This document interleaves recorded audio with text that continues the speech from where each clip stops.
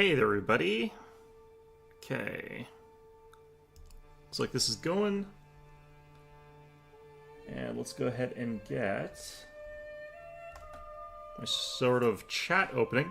So, yeah, I've been playing some more Manor Lords. I've been playing it in my downtime. I've actually beaten the game on challenge difficulty, which I could potentially sort of show a bit about that, but there's not honestly much to it. Just trying to remember which one was actually the save slot for the actual game I was playing for stream. I think it might have been this one, but I might be wrong, who knows. Either way, what I might want to do is actually start a new game showing you guys the settings that I think that this game, current state, would actually be best played in. Might be actually be save game 4. But functionally speaking, I don't think that the game actually is that interesting with its combat in its current state. It's fairly binary. You can sort of cause the AI to do things where you can sort of double stack units against it, but while flanking does seem to make a bit of a difference, you can actually just mash multiple units straight into the front of an enemy unit, and that difference in numbers seems to make just as big of a difference in terms of your ability to push through an enemy front line. And since a front line crumbles pretty quickly when it's 2-1, you can actually just sort of like double stack your units, crush through an enemy unit. So if you have that numbers advantage, you can instantly win a fight against the AI, or just in general, if the AI outnumbers you, they'll instantly win against you because they'll stack 2 units against one of your units and then instantly win the fight that way. There's no real way to win with a lower number of units, or a lower number of troops in general. So I actually think that combat in this game, currently in its state, is not necessarily that interesting. I think that having the equipment difference might actually be something that you would want to have as a bigger sort of component to it. I actually think that right now what I would probably want to do is play on Rise to Prosperity if I was playing this in any real context here. Because then I'm playing a game that's sort of like Banished or something like that. Or I'd play on this one, except I would set it to Restoring the Peace Relaxing, so that there still is that bit of combat. I do still have the ability to get troops and stuff like that. But I don't have to worry about having to do that chore that is dealing with the Duke as much, because dealing with the AI Lord isn't that interesting in the current iteration.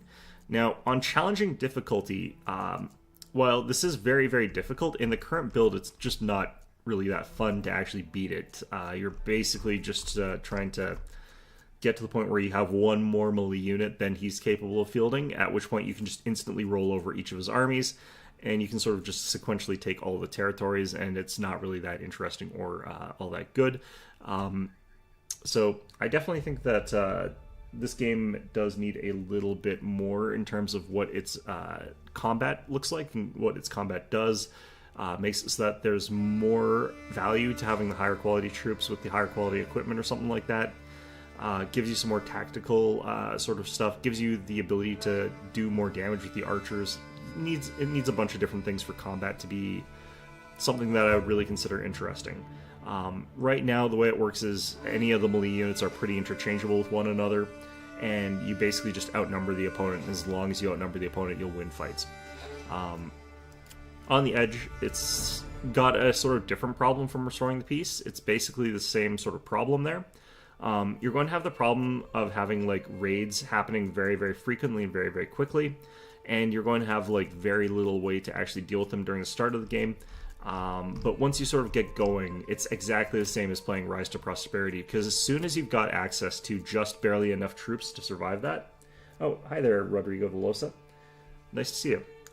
Yeah, once you have enough troops to sort of deal with any number of barbarians, which is to say like 3 units of barbarians at a time, as long as you can get that, you're suddenly instantly fine throughout the rest of this playthrough. So this isn't really that interesting to play either. So for the current build, I do think that Rise to Prosperity, treating this as a proper city builder, is probably the best way to play this game. I legitimately do not think that like the combat is adding that much to it as far as that goes.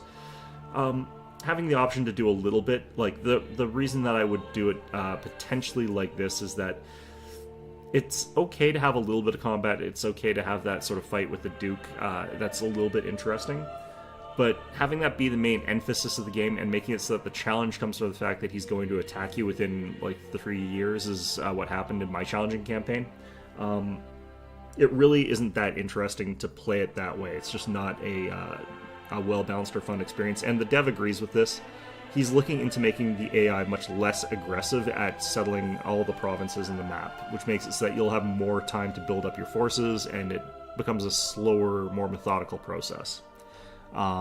Which is probably fine. I still think that unless the combat itself is cleaned up, it's not going to be the best way to play this game. So we're going to start a new game real quick here and apply some of the stuff that I've learned about the game in my weeks of playing it and on beating on challenge difficulty, which I'll post up pretty soon because I did beat that. Hopefully they also fix the mercenary bugs so that I don't have to use exploits to beat it. I have seen someone else beat it on challenge difficulty using a bunch of different things, using a similar method to what I did, but they were also using some exploity type things there. What have we got for a province here? We've got... I don't actually like this province too much because like the wild animals are way too far away. We could actually just reset this. I might do that.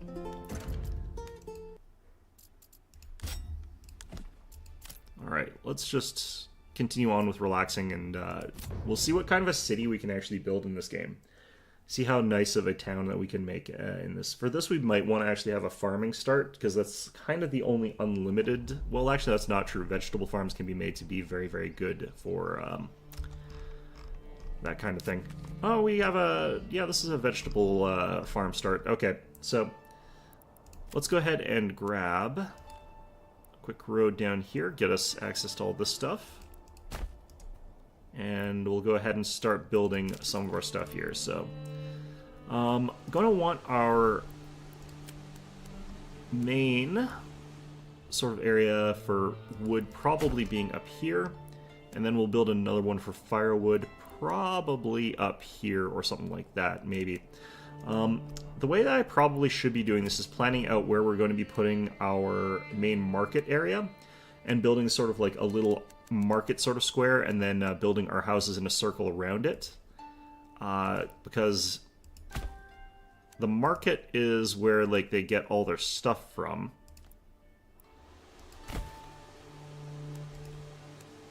So I should get more used to doing something like this, and then building a little market square. It's a nice little 15 stall market square. That's not actually going to take any real resources, so we don't have to worry about that. Let's just go ahead and grab our logging camp. It's kind of weird in this game how like you can build certain things and it just doesn't actually take any resources. So we'll probably actually move this logging camp later. That's fine. And we're on lower difficulty, so I can actually just continue on here like this. Make these lands under my rule, that's fine. So... yeah, we're treating this particular playthrough like it is basically just a minor amount of combat, but is primarily going to be a city builder. I want to see how this holds up to Banished, if we treat it just like Banished, basically.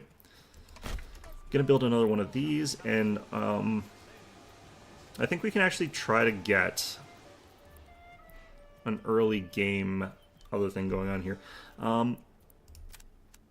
Let's go ahead and build you out to here.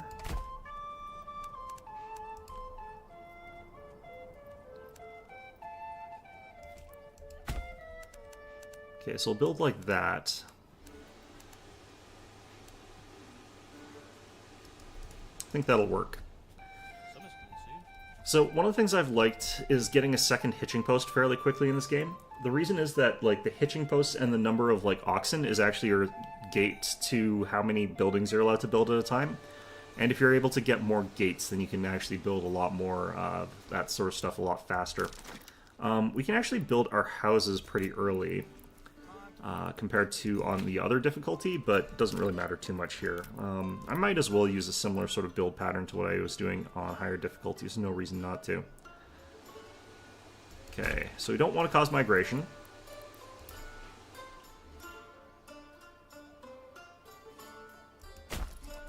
Do that there.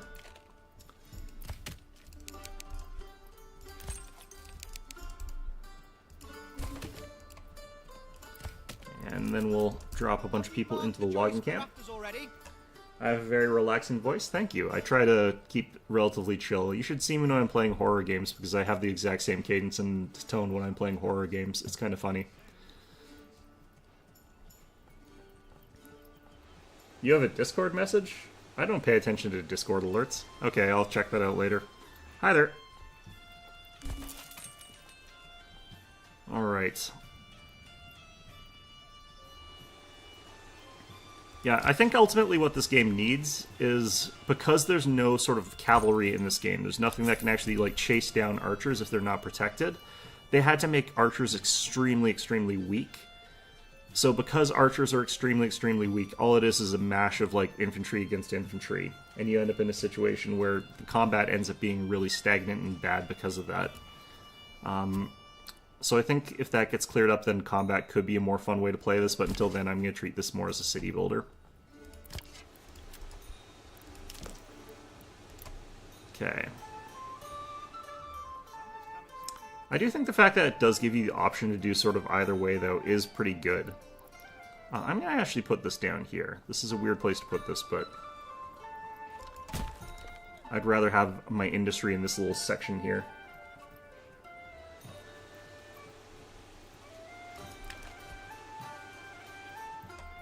Yeah, if you'd like to check those out, that's definitely something I'd recommend, because I think you might think that's kind of interesting.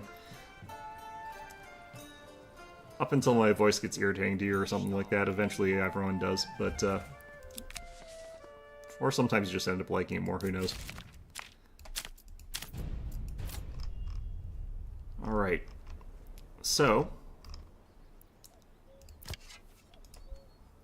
we only have one free worker. They're going to have to do all of our building, which is, you know, fine. The saw pit's actually a little bit less important right now, since we don't technically need to have anything from there. And I think I technically don't need some of the other stuff. So, what I want to try doing for this playthrough to a certain extent is seeing if I can get these really big vegetable farms.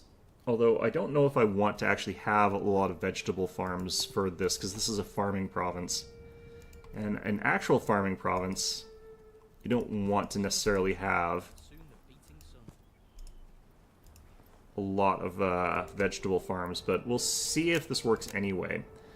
So one thing that you could do is you could go like this, but what we probably want is more like this, I guess. I was hoping that you could get it so that you had 4 houses in one plot, because that would actually be the most money efficient. But the reason that you do this after I've sort of thought about this is that you pay 15 gold to add a vegetable farm to either of these plots. And if you add 2 vegetable plots here, we're getting the value of 4 vegetable plots for 30 gold. Whereas if we do this the normal way, if we do it like this, I'm getting 3 vegetable plots, which has the same amount of vegetables grown, but it takes me 45. So I'm spending a lot more money to get the same value, and in fact, we're actually getting more value out of this, because we're getting the equivalent of 4 vegetable plots out of this, because we'll actually be able to farm all this. Whereas with the other group, we wouldn't be able to. So that's, I think, what's so special about having this style of a house arrangement. We can go ahead and probably make that now. And we want to have 3 other houses here, but they can be small.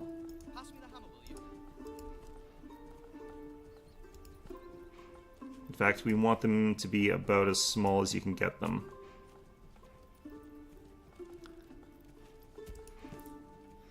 Oh yeah, for anyone wondering why I wasn't here on Monday, it's because someone was clipping copper cables in the part of the city where I live, so internet was down. It was very fun.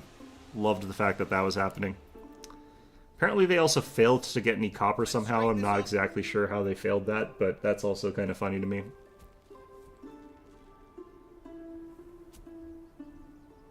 Okay.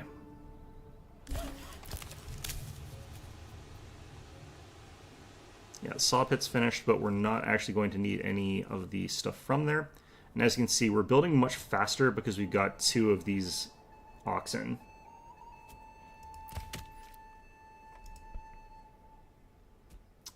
Up to 15 timber, and we got all the houses set up. I think we can go ahead and drop a person here and start building our firewood camp.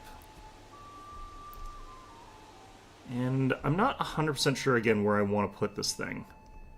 I think we can put it here. It's a little bit far from market, but I think this is okay. It seems to be far enough away from the wild animals it's not going to kill them off, so that's kind of what we want to make sure we're not doing, is killing off the wild animals. Gotta smooth that beam over there. Okay, so we're going to want to expand out our living space here. And once that's done, we should have the settlement bonus to get up to level 1 settlement or whatever it's called. Lastly, we need to get into logistics and get the granary and stuff like this, which we can put down here potentially, or we could put... Here's fine. But the storehouse, it's apparently a little bit big. Could put this right here, that's fine. There we go. Okay, now that we got that, we're going to add in some vegetable farms. Get that upgraded as well. So for this type of town, we are a farming town technically. I know that there's some broken things you can do with trade. We're going to ignore that because apparently it's getting nerfed, so we're just going to think about that later. This is actually a really bad province in some ways because it's a farmland province, but it's very heavily wooded. So clear cutting through the north and then moving my wood industry over here, and then moving my wood industry over here to create clearings for farms might be good, but all the good farmland is all the way down here, which is really, really far away from this part of the town. So might be something that we want to try to do at some point in time, but might also be something that's a little bit difficult. Let's go ahead and add you there.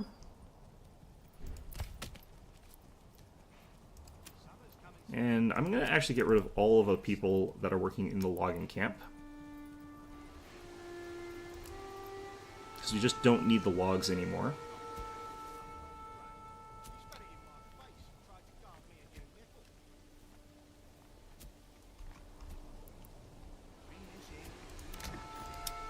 And again, we'll get another vegetable garden over here. Did I not? I thought I already did that. Okay.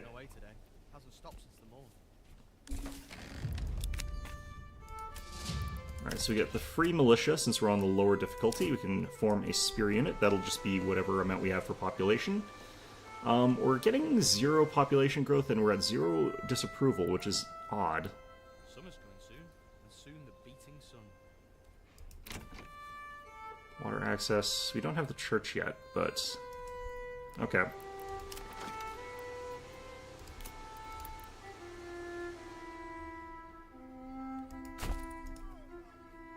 I think that ended up getting rotated a little bit. Alright, either way, let's throw someone into the saw pit here. Not in a way that's going to result in them getting sawed, but, you know. Normally my build's a little bit different, but because the difficulty doesn't require me to do as much to get these people to be happy, I can get people moving in without doing as much, so we're just sort of letting that happen as is.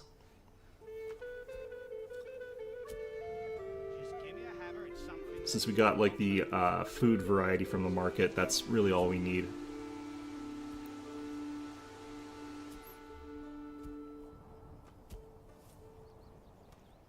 Once we get the church as well, we'll be pretty much off to the races here. Alright.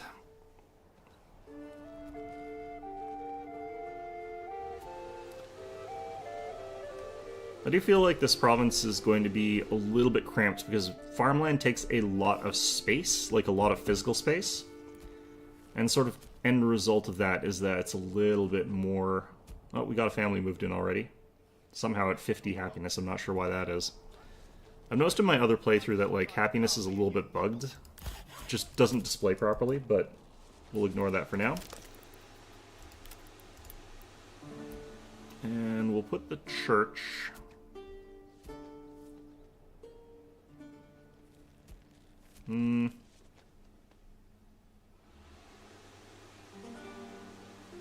do wish this road was a little bit straighter, but whatever. It's fine.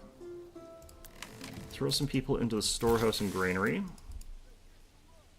I don't think these things are degrading because of the weather, because we're on the easier difficulty as well, but Honestly, like, I usually lose all this stuff and it doesn't matter. Like, the firewood, the bread, and the tools, like, you don't use them for anything. I don't think the tools do anything right now in the current build.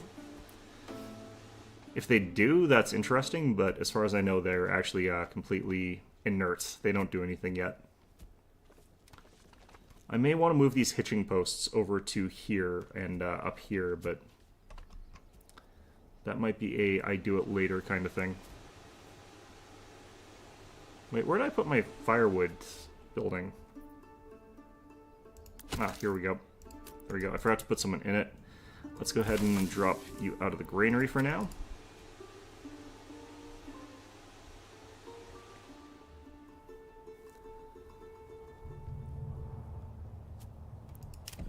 So at this point in time, we've got like 11 spear militia, and we've gotten enough equipment to get a couple more. The result of this is going to be that I probably can go ahead and get at least a little bit of the barbarian encampments, the brigand encampments. Okay, I need more wood.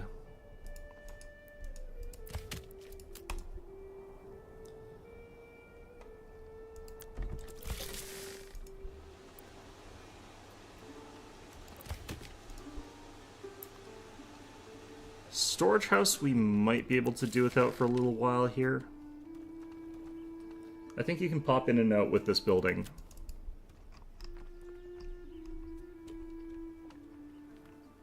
To a certain extent.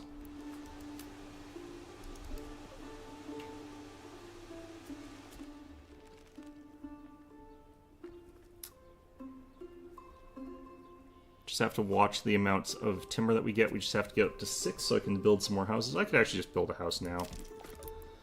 I'd have to only build one. The game doesn't actually snap to building one house very elegantly, but...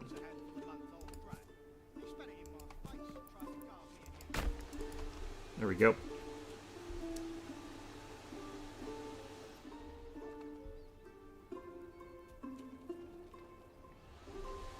Might actually still be more space efficient to go doubles houses for these types of things as well. But when you're building these kinds of houses, because I could get like the same amount of chickens or the same amount of goats from each of these little houses, it's kind of better to have larger amounts for industry purposes rather than having them sort of spread out across like 2 families helping like 1 chicken.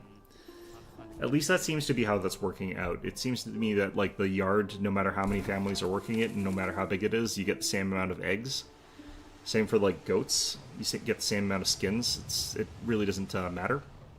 So that seems to be how that sort of works right now. Alright, we got our church. I have to build these houses first before we start putting someone in there. And I do want some more houses, honestly. I'm going to actually build some doubled houses.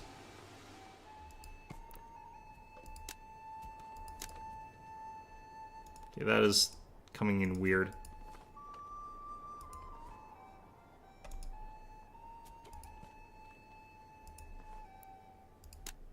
Okay, that is how we want that. That's 4 people in the same spot as like 3 people would normally fit. Although, I think if you custom build these, you can actually get smaller houses out of like a 1 plot at a time sort of thing. So, not too sure how this game calculates some of that stuff, but seems like it's just doing its own thing, doing it however it wants to.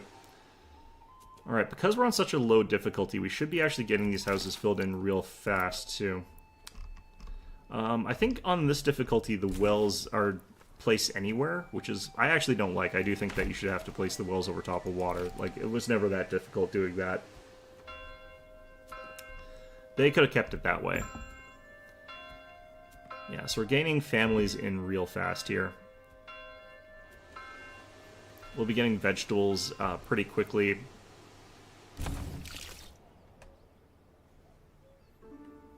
Got something sort of crashing here a little bit. No, it looks like it's okay. Alright. Yeah, so these houses are going to be a little bit less efficient for anything like this, though.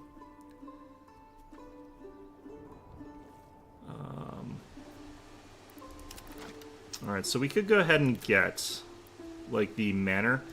I'm not actually sure if brigands are going to spawn in this difficulty. They may not spawn at all. I know there's not going to be any raids.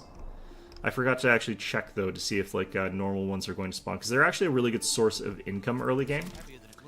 But if they're not going to spawn, that's also probably fine. Alright, let's check our goods and stuff like that here. So for upgraded houses, you actually kind of want to be upgrading from these smaller burgage plots that only have, like, one thing at a time. 3, 4. We actually want 5 of those in the end, but that's fine for now. Move you to there. Oops, cancel. Move you to there. Probably should have only moved one of those at a time, but it doesn't actually matter. You still have the oxen. It's not like it disappears when you're doing this. Alright. Got enough room for 12. We've probably got... Oh yeah, no, there are barbarians. Okay. Our brigands. Where do they go? They're all the way up there. Okay.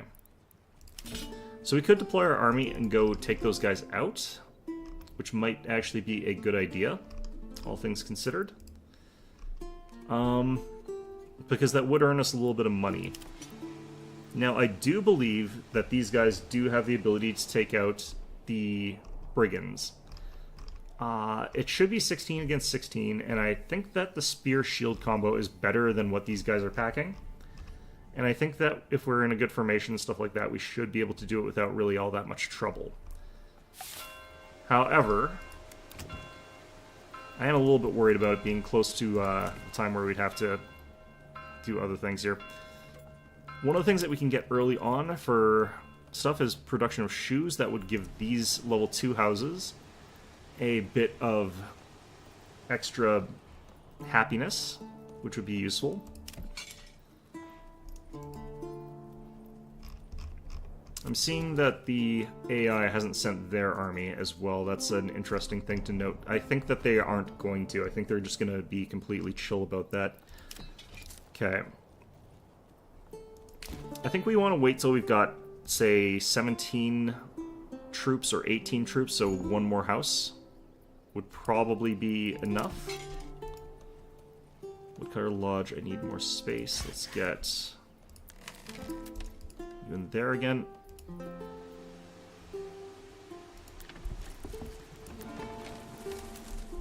Okay, so that'll bring us up to 17 troops. I think we can do a little bit better. I think we can get up to 18. And honestly, we've got the resources for it. I kind of want to build the manor to get us the 5 retinue. I need more planks, though.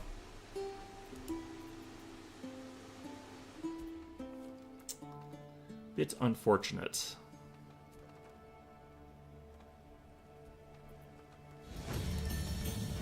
There we go, next level of settlement.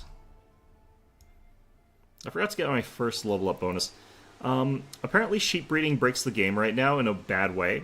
I don't think irrigation actually does anything on this difficulty. We don't need rye cultivation. And we are in the sort of area. I think what we want to do is use heavy plow and fertilization as our go-to here. We don't need the bakery extension. Honestly, it's fine to just have the external bakery. Like, you don't need the upgrade there. Let's see here. These guys should be getting built. I'm just going to up-prioritize these. I'm just going to fire some people out of here so that gets built faster. Hopefully before those things run away, but honestly, it's like sticking a post in the ground. How long could that honestly take you guys? You could also just tie them to a house for a little while.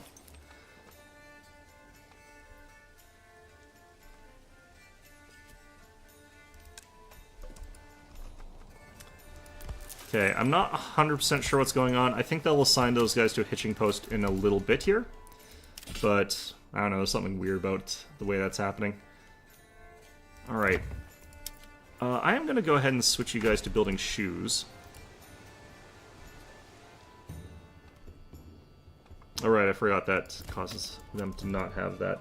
It's fine.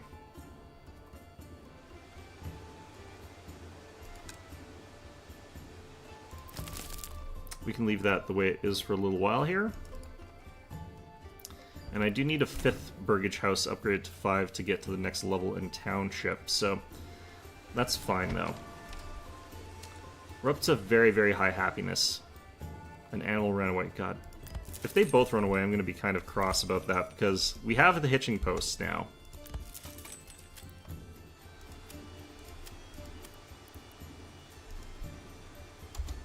We have a family left to guide the ox, so I don't know why they can't tie them back to these things. I probably should have just moved these one at a time. It's still saying that I don't have a hitching post. Goddamn game. I feel like that's a bug. That feels very much like a bug kind of moment. Okay, we're up to 18 here. I think we're good to go.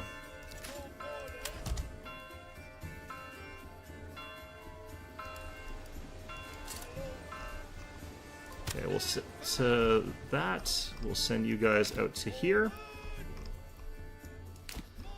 Beating your first set of brigands is like always kind of one of the more important ones, because it earns you the money so you can start doing other stuff.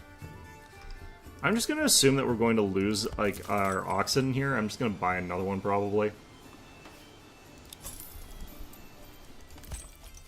I feel like this is a bug. Feels very unfair.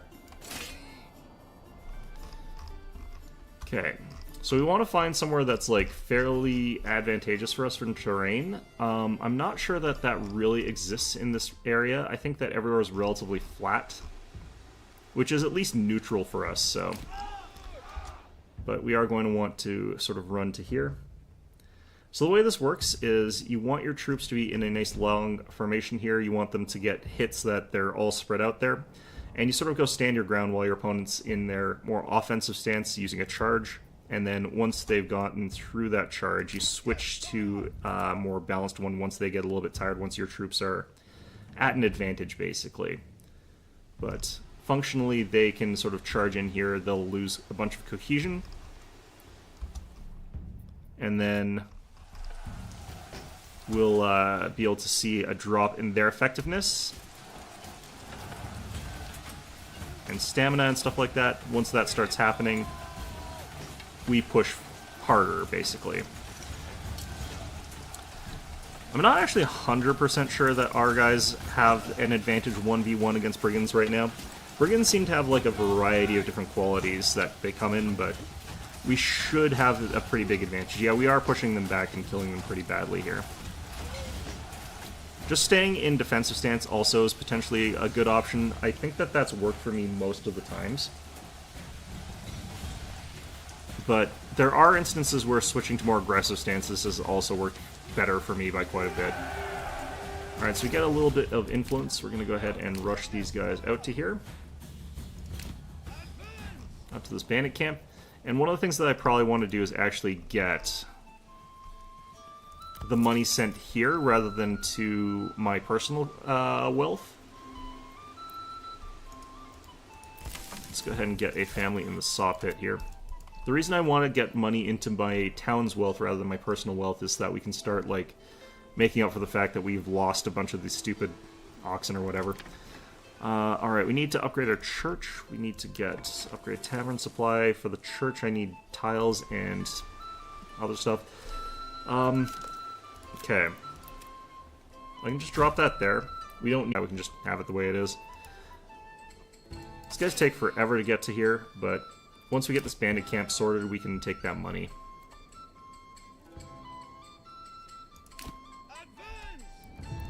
Okay, so send resources to the nearest town. Gets us 186 town wealth. That's fine. Normally I would put that into my personal wealth because it's a great way to start that ball rolling, but not today.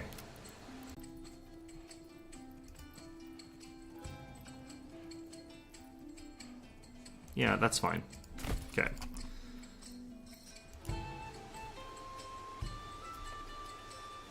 Kind of just want our, like, builders to constantly be... Why do we have not enough stable space for both of our goddamn oxen? What the hell? Okay, I'm gonna try putting a person in here. This is feeling more bugged than normal. I have had a problem with these things being bugged before. This is worse than normal, though. Normally it's not like everything gets bugged.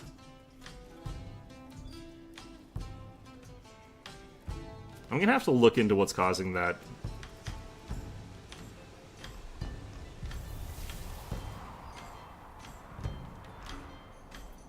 Oh, you're there. Expand. We'll get our workforce back up and running to a larger extent.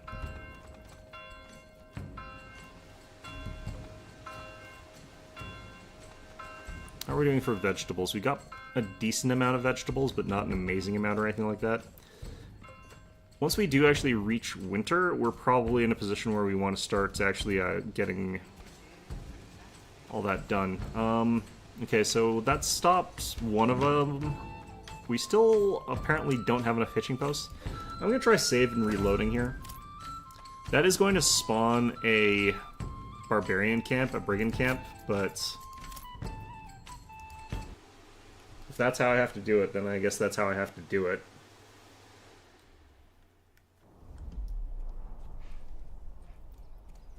Okay. That does look like that solved it. Although that could just be needing time to upload or update, basically. Because sometimes I have seen that happen as well, where an alert disappears and then shows back up. Yep, it's caused a camp to spawn.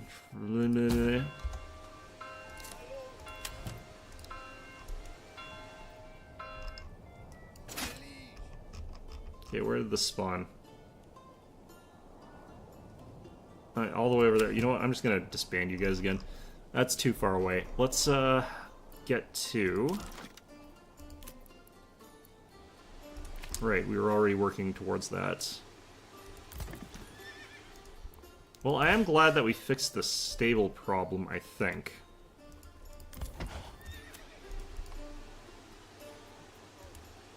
We're up to 12 pop, we're at the cap.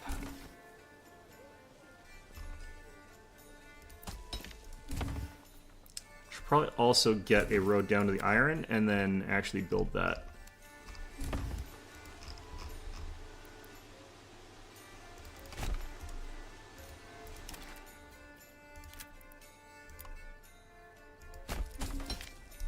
Because we want to actually start working on the stuff that'll get us access to the stuff that we would get out of there. Alright, we'll do that. Where's our stone? All the way there. That is brutal. Okay.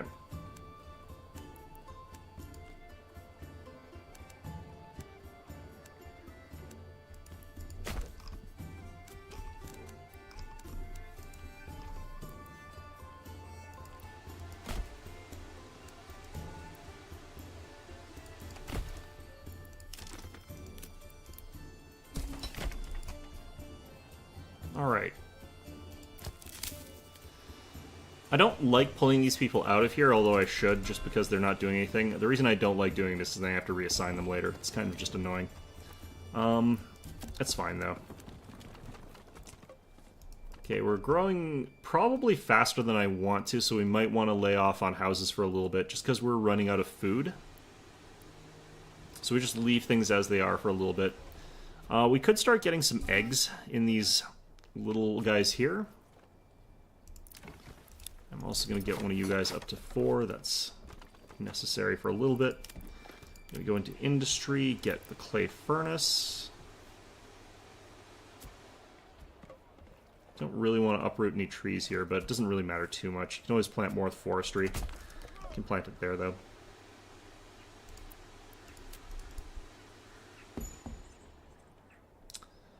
Okay.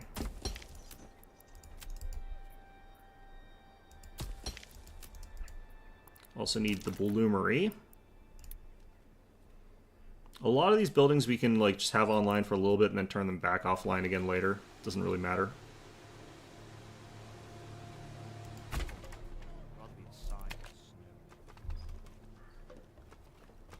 Alright.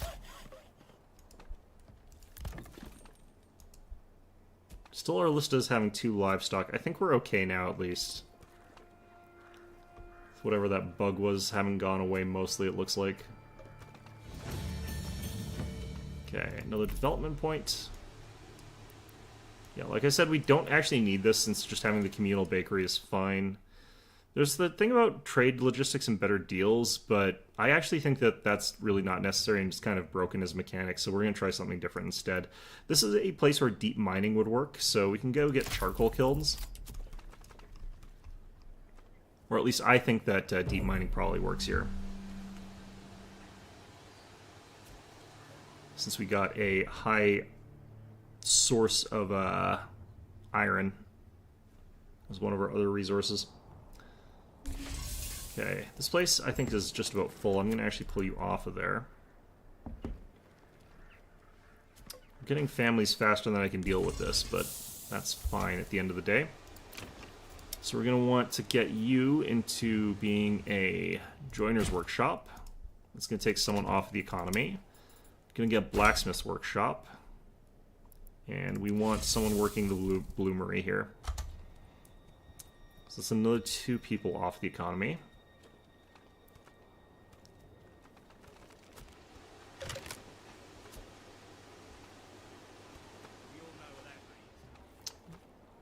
I think one of the reasons why I think the higher difficulties are a little bit better than the lower difficulties at this point is that you grow slower. You have to fight a little bit more for the growth. And I think that that's actually kind of okay.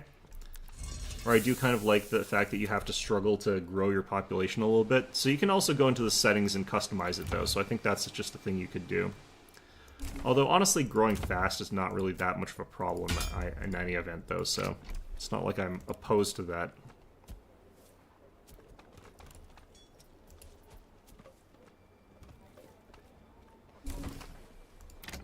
Okay. So we're going to go in here and we're going to build spears and shields so that we can build out more of that type of unit.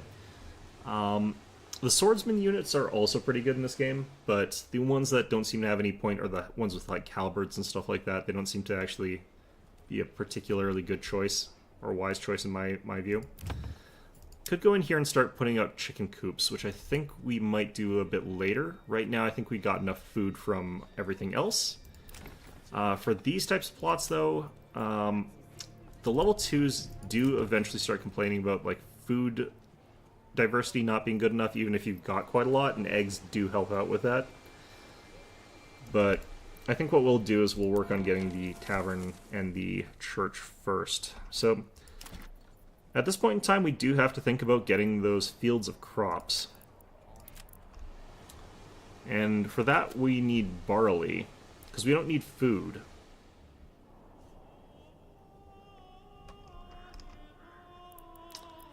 Okay, so what we could do is do, like, fairly wide strips of farming here. I think that the way to do this is not actually to go with, like, the 1.0 Morgan sort of fields, necessarily, but to actually go quite a bit bigger. I think we could actually just go to the edge of the map here. And just have a field that's like 2.5 Morgan or like 3 or 4 Morgan. I don't think like having multiple small fields is the correct way to go for this. I think that you want to go for like a smaller number of larger fields, because then the oxen that's doing the fields is actually much better off. And you can just have like multiple families doing this anyway, so. The problem with this is going to take out like a ton of trees, but that's probably fine. Okay, so we do that. I'm gonna hit Emmer here. Yes, this is fine.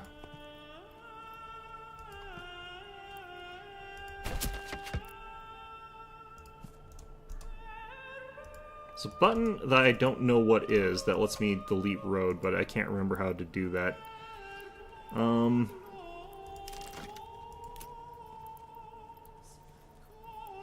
Erase shrubbery. I didn't know that was a thing that existed.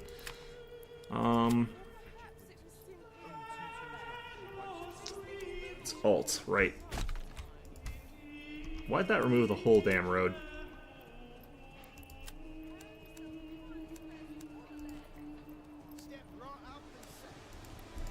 Alright, there we go.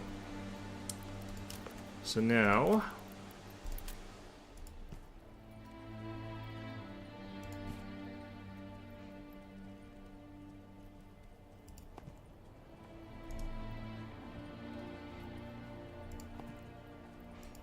Good enough. Okay.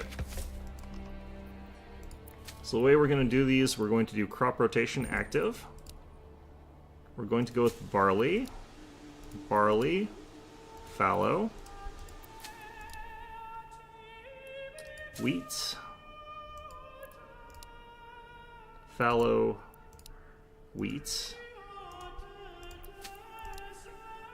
fallow, flax, flax. Then I'm going to hit fence up on all those. I might do that now, actually.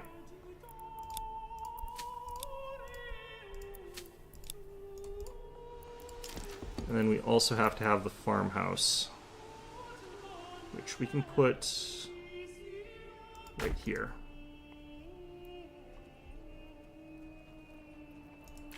I had an alert just now, and I don't know what it said. Anyway, that's fine. So I don't think we've actually produced any new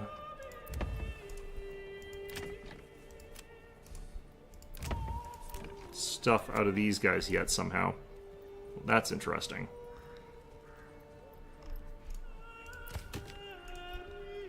Alright, we got 2 people. We've got no room for houses. I need to build more space for houses.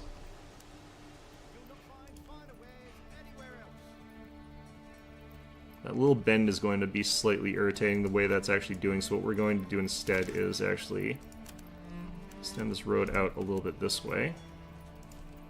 And just build off of this road instead.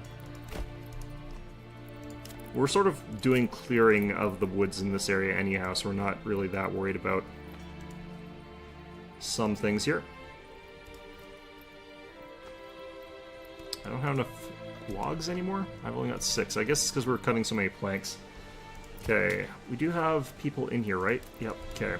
Just make sure that we're using this fast enough that we can get a little bit of a head up there. That looks like that's doing fine.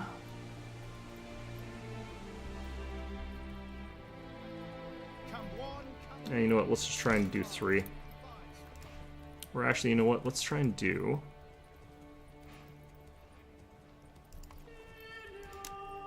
that instead. Also,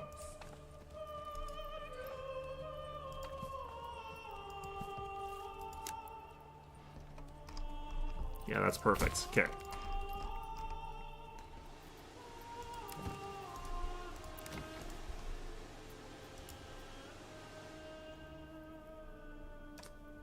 Hey there, Jamie. How's things going?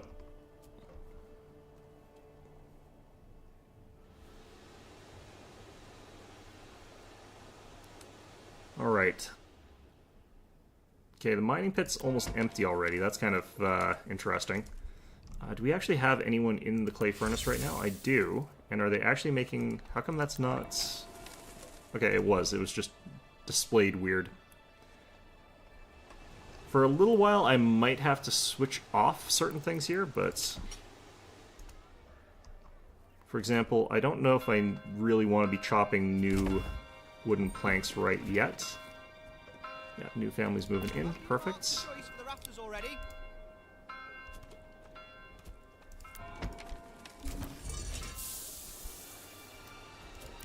And another one. Leave people in building for a little bit. I want to get these fields open so that we can start getting a plow ready. We've got an oxen that we're going to dedicate to these. These should be the kinds of fields that plow real nice and easy with the oxen. So, hopefully that's the case.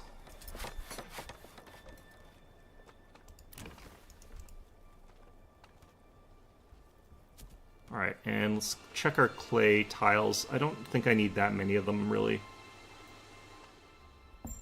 Yeah, we got like 23 of them. That's enough for now. Okay.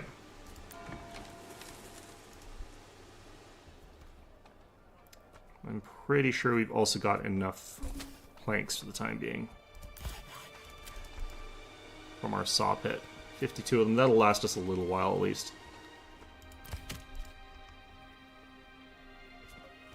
You're bored at work? Well, I mean, you know, sometimes it's better to be bored at work than to have like a really rough day at work, so could be worse, you know, it's not that bad. Do permanent livestock assignment for this place. That does mean we're gonna have like slowed down everything else happening. And we can see we got people running around on these fields already, even though there's nothing to grow right yet. It's pretty close to planting season though, so. Another ruler's army was sighted. So they're finally going to act against this camp, which I thought was too far away for me to want to deal with, so nice that someone's going to deal with that. Okay, so we can upgrade this? Yes. Fantastic. We're not going to be able to have the malted barley to use the other fields just yet, so that's something we're going to have to think about. Why is this saying this? Why does it always do this?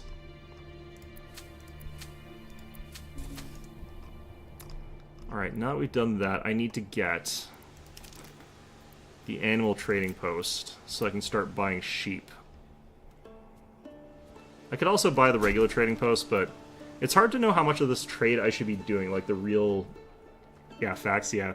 I have had exciting days at work, and I will take the bored ones 9 times out of 10 over the exciting ones. But, yeah, I mean, sometimes, yeah, you want the exciting days. Look at how efficient it is when you've got these big fields and you've got the ox pulling the plow. Like, he's just sort of going straight back and forth. I don't get the people who are building lots of microfields, because this is way faster than, like, there's 2 families all doing this, and there's 1 ox doing this. And by the way, if you're ever wondering, like, why is it that all farms in real life are these long strips? Literally, this is why. This is why real life farms are in strips. It's so that the ox could do nice, big, straight lines. Yeah. Love it. Love historical accuracy in games when it advantages me and disadvantages all the people who like aesthetic cities instead of this big, ugly splotch of a farm. Because there are a lot of people who are like, I need to make my farms look really pretty. And I'm like, I need to make my farms, like, industrial. Like a horrible person or something like that. Alright, we're at cap population again already. I don't know if I'm going to be able to keep up on our wood production to keep our growth going like this, but we're going to try. I think our road's a little bit not straight. Okay, like that. That'll be another 4 people that we can house once that's all built. The only weird thing is, like, you can only have 1 ox in the farmhouse, and they insist on doing their stupid fields like this instead of what they should be doing, which is, like, they... I don't know, like, just wait until the ox is ready so that they can do both fields in the same way. But I guess if there's 2 families doing this one, there's 1 ox doing this, then it kind of works out, I guess. I don't know.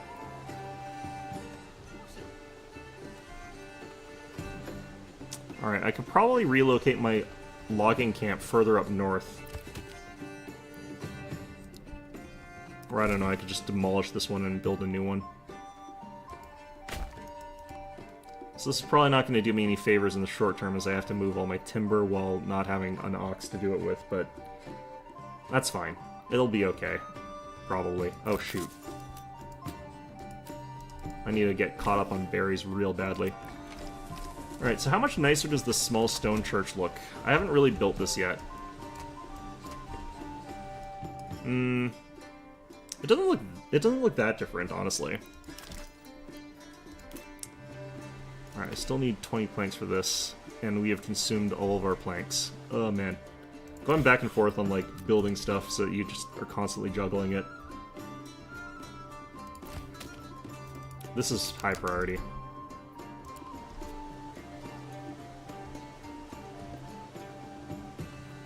This is what happens when they do this, by the way. You've got the ox, like, running back and forth and then running all the way across to, like, get to this little section here. So it actually makes him way less efficient. And now suddenly I have this stupid ox doing this stupid nonsense in this field, so... I almost feel like you want to have multiple farmhouses and for each of them to have their own ox.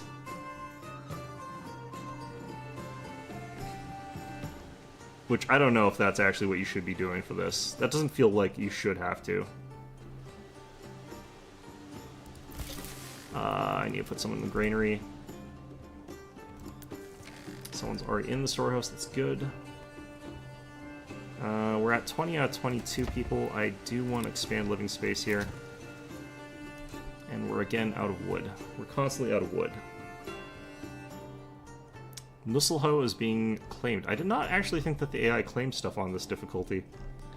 But, you know what? That's fine. Honestly, do not really mind that. This is why I do want to get the, like, proper army set up here, though. Alright, let's build another one of these. Once I can get, like, 5 squads of spears or so, we're pretty much where we need to be. Okay. This is actually pretty close by, so I could call up the militia, but not while planting, really. I don't really want to do that at that point in time. My planks are at 0, my wood's at 0. Fantastic. I am building a lot, so... Oh, also, this needs to be redone. Fortunately, we have got 4 more people moving in, or 2 more people moving in. So they'll be able to take that up. 1 farmhouse per 2 fields. It's smart to run multiple oxen. Yeah, I do wish that you didn't have to have multiple farmhouses to have multiple oxen. It doesn't make a ton of sense to me that you need to do that. But it also doesn't make sense to me that my stables are bugged and I have to have 2 upgraded small stables just to have 2 oxen without them running away. But, oh well. I do like that they've abandoned this field, like all the workers. They've decided they aren't going to plant here yet. But, you know, whatever, it's fine. Let's see here. We're up to 5 timbers. That's pretty okay. I think we're falling behind on plank production just because, like, we're consuming too many of them. And this is something I wish they would let you do, is turn these off. Like, I wish you could just turn it off completely so that they weren't stealing all the resources that you need if you need to save them up. But, you know, however it's going to happen, I guess, is how it's going to happen. Alright. I am going to do this because we've gone up completely already. These guys are going to take out that, and that is 100% fine.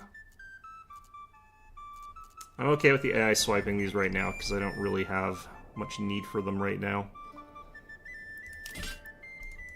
Yeah, especially because I've got more weapons than I have people. That's a thing I wish I could do. Like, the thing I could do, I guess, is I could demolish the blacksmith and then build another one again later. That seems like a stupid sort of way of dealing with that problem.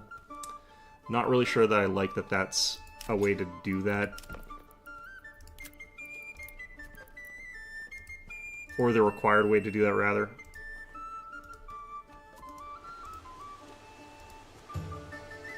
Okay.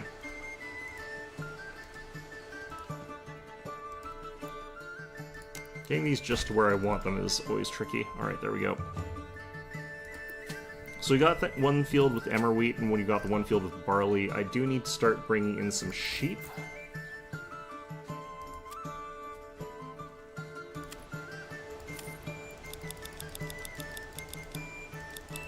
I think like 8 of them will do for now. I'm not getting the thing that lets them reproduce because apparently that causes problems, so we're just gonna ignore that for now. Still at 0 planks, so our consumption of them is definitely 2. I'm gonna get a second person working this, and I might just have to stop building stuff for a while. I might have to build another of these things, even though I should have enough for 4. Like, the fact that they're bugged is kind of ruining my ability to actually do this. Where are all my planks going? All my planks are being used by the joiner shop and the blacksmith. Just being gobbled up by those. Like, we're already at a 10 large shields and 11 spears that I can't use because I've got, like, a full sort of army here. So, those are just getting devoured by that. Meanwhile, I'm trying to, like, build up my, like, yeah, armaments, yeah. Okay, so I've got another hitching post. I would love to upgrade this, but we're losing all of our planks immediately. Right now, the actual problem is, like, our planks aren't getting built. And the reason our planks aren't getting built is because, like, our oxen are busy building buildings. So they're not busy, like, helping out the plank refinery, the sawmill. Looks like berries are already off-season? That can't be right.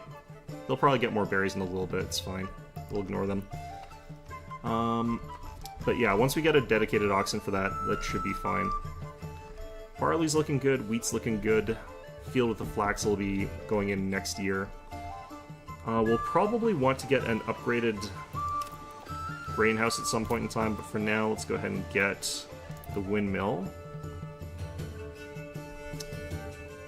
I'm actually not sure what the highest, like, efficiency a windmill can get is. This looks okay. I've seen, like, over 90. I don't know if there's a place that has 100% efficiency.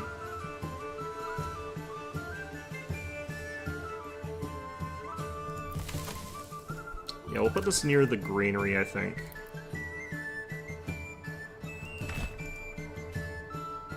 Just pause if I need to. Yeah. I think we're okay right now. What's the yield here? It's set up at 92. That's good. It's not bad.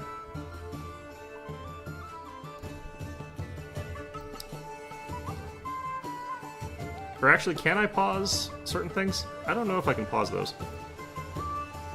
Okay, saw pits, livestock. Oops, advanced, dedicated livestock. Yep. Okay, so this should actually cause planks to get built. It's a good looking village, thank you. This is the first time I've actually done one that's somewhat aesthetic. Having this sort of like central marketplace where everything radiates out from it is something I think looks really nice. Although I did screw up because I do wish I could have gotten a little bit of a road out of here, but it doesn't actually matter that much. Yeah, what we need to do is actually loop around to this area here so that I can get access to this farmland. Did I use all the stone here? I think I did not. Okay, good. Okay.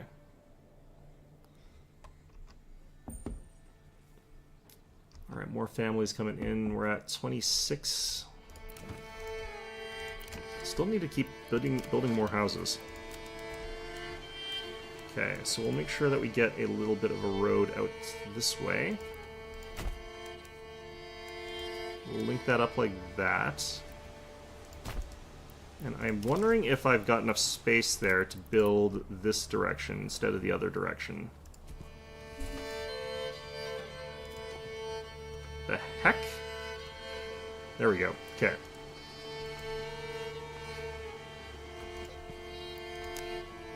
That's actually perfect. Okay. I'm loving that. Alright. Yield for barley is only 60. Wait, what the heck? What the heck? How did it jump up like that?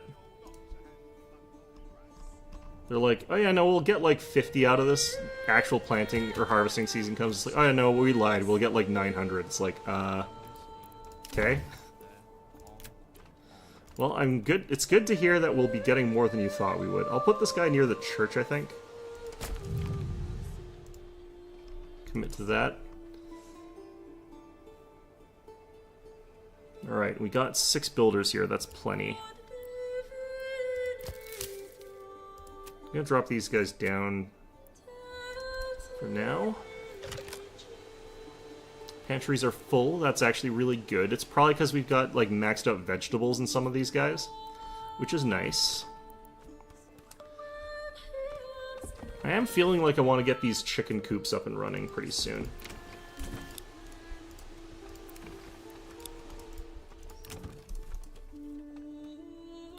I might need more families in the farmhouse for harvesting. Which we've got plenty of families to do that, so might as well. Is there a way to do it without them being in burgage extensions? I didn't think there was a different way, is there? Like, does the smithy create weapons, or do they only create tools? Yeah, mine are in burgage extensions, like over here, like this blacksmith. Got that. Wait, what's missing here? Tavern, and we don't have enough food. Yeah, I need to get eggs in the market, I think. Let's start doing that.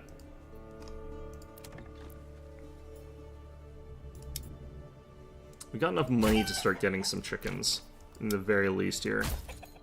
I think I turned at level 2 to chickens, though, which is not ideal. Okay. So I just have to get to 3 types of food being available a little bit better, but... Okay, have we got sheep in here yet? Oh, I forgot. I need to do something important. Let's get... sheep farm.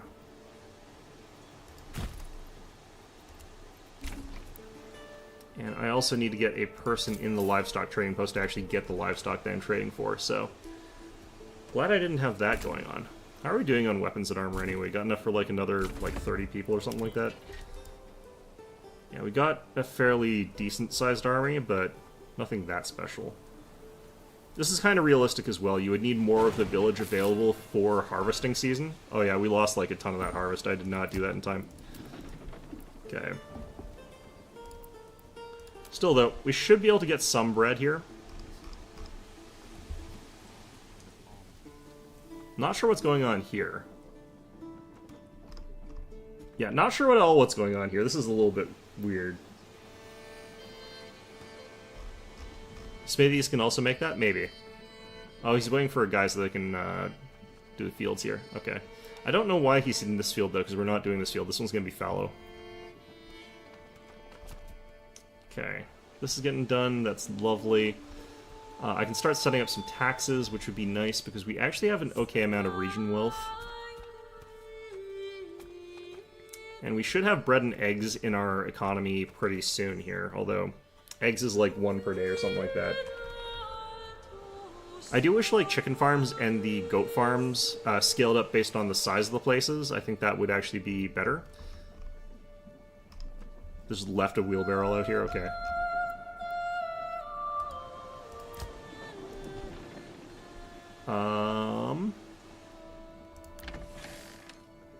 Okay, I still need to process all that, yeah. I feel like there's a display bug, because it was saying, like, I would be getting around 90 wheat and I'd be getting around, like, 80 barley, which, you know, fine. That's sort of what I was saying. But then it goes to the harvest season, it says you are getting, like, 800 barley and 900 wheat. And I definitely feel like that was a bug. And I didn't get those amounts, so, you know, it's fine. But I feel like that's something weird that's going on there. I don't know. Alright, so more families, that's good. I am going to actually do what you were saying, and also what I was saying is probably good, and get another one of these guys. It is past harvest season. I can go beat those guys up.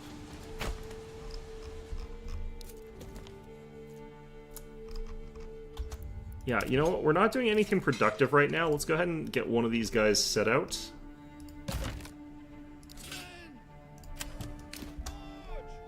And just go take these guys out here.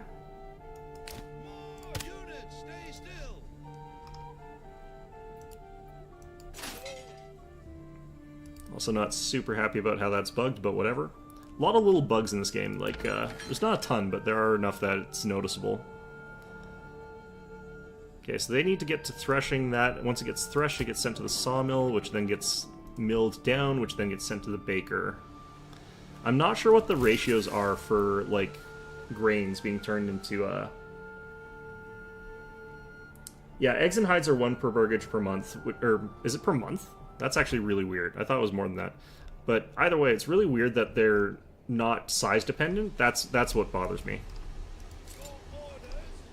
Okay, I have no idea what's going on as far as this formation is going, but...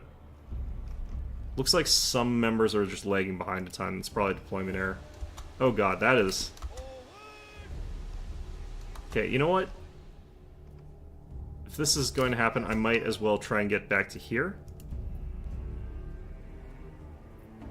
Nope. Okay. This could be a reload the month kind of scenario, but... okay, we managed to stop in time, but we are lowered in effectiveness because we're in the woods, which advantages brigands, which is stupid, but we should be outnumbering them by enough that, like, that doesn't matter, I hope, but who knows. Yeah, like, I think if you have chicken coops in a sort of area, though, that's, like, this big, I think you should be getting, like, more eggs, because you've got a full-on chicken farm at that point in time, or a full-on goat farm, rather than just, like, a little plot, like... It's weird that this size of a chicken coop produces as many eggs as this size of a chicken coop. I think that's a bit odd. If you wanted to make, like, eggs a more major part of your diet, I think that you should be able to. That's just my opinion on that, though, so... Okay. We're up to 32 families or whatever. That's fine. I think these guys are going to break well before my guys even lose anyone. No, we did lose one whole dude. It's probably because we were stuck outside instead of in the whatever. Alright. This time I am going to actually take this into personal wolf so that I can get like the retinue upgraded, because a fully upgraded retinue is actually really nice.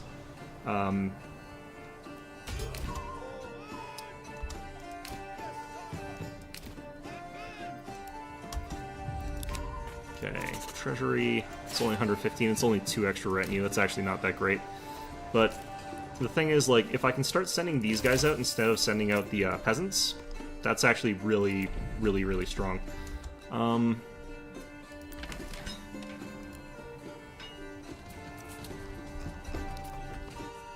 The ruler's army was sighted. I could send these guys actually over and get them to take out these guys as well. I might as well.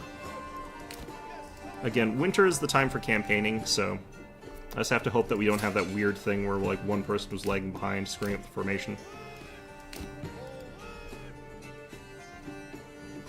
Yeah, I don't think it should be, like, one of those ones where it's, like, the same no matter what size it is. I think there should be, like, different size. Even if it scales slowly, like, you could say this thing only gets you, like, 4 chickens or something like that. It just shouldn't be the same regardless. It shouldn't be the same no matter what you do. Okay, I'm gonna go ahead and build actually some houses in a weird spot here. If it'll let me. It might not.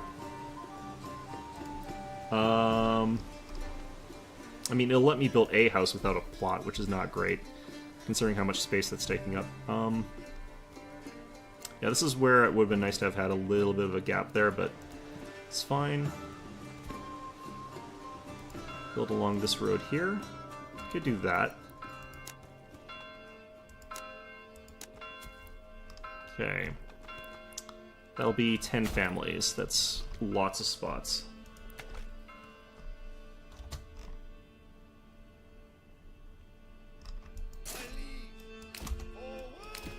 Did someone already kill the bandits in here and just not take the camp? That would be very funny.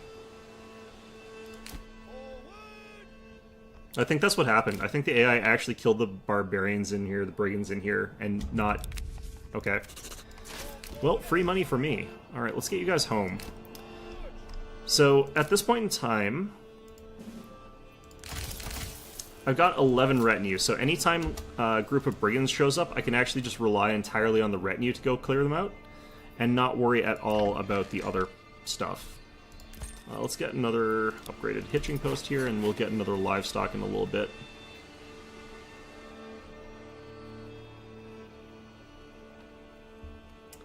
Well, the dev might not be doing that for balance reasons, because the fact that you could just have a bunch of these plots with eggs in them might be something they want to avoid for some reason. I'm not sure what that reason would be. I don't agree with the reasoning if that's the reasoning, but that might be a thing they're thinking. Like, they might think that having a house just instantly produce food year-round in small quantities makes starvation too difficult, or makes it so that you'll never starve, basically. Which, kind of, but... I'm not 100% sure why that would matter, necessarily. It's not something I would necessarily agree with them in terms of, like, whether or not that should be a thing we worry about. I'm gonna upgrade this to a large granary. Okay, get those guys, get them back into the worker pool. Get this farmhouse built. Hopefully we'll have that next stable. Yeah, there's lots of little things that need to be fixed first, in my opinion. The first things that need to be fixed are, like, the mercenary bug and the rate of the AI taking over the entire world. Because once you fix those things, you can start tuning the way that people are playing the game in a more relevant sort of way there. It's weird that you cannot eat barley in this game, as far as I'm understanding. I think you cannot, like, actually just eat it as a food, which is strange. It's not commonly eaten as a food in a lot of parts of the world, but it is, in fact, food.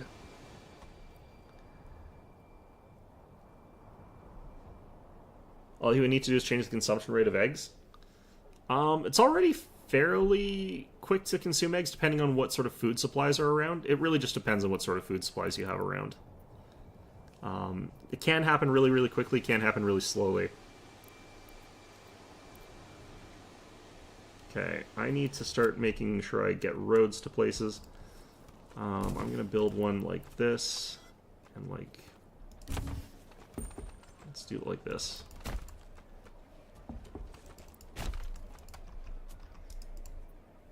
Alright.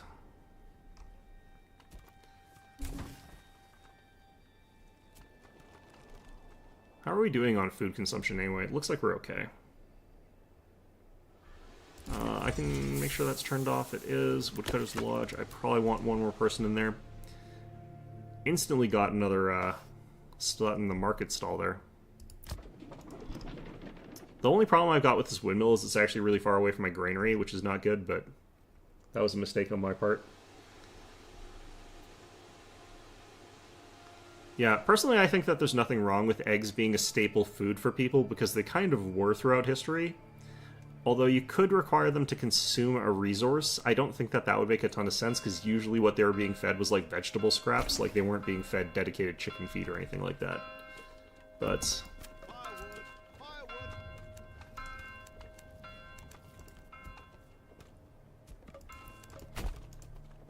that is a weird-ass road that I ended up with there. Okay, well, you know what? It's fine. Yeah, I mean, maybe it's not fine. How long have I been playing it altogether? Like, maybe a total of 80 hours. I've actually beaten it on challenge mode, and I just did not think that was a good experience. I don't think that the game's well designed for that. So I'm playing it on the city builder side of things and seeing how this compares to a game like Banished if you want to have like that city builder sort of experience. And I'm actually enjoying this a lot more, and I kind of figured I would probably enjoy it more that way. Because the way the challenge mode works is kind of janky. I don't really think that's well calibrated for it right now. There's a bunch of things that need to change before that really takes off, I think. I also think that the people who want this to be like focused around combat first are kind of nuts. I don't think that that makes any sense at all.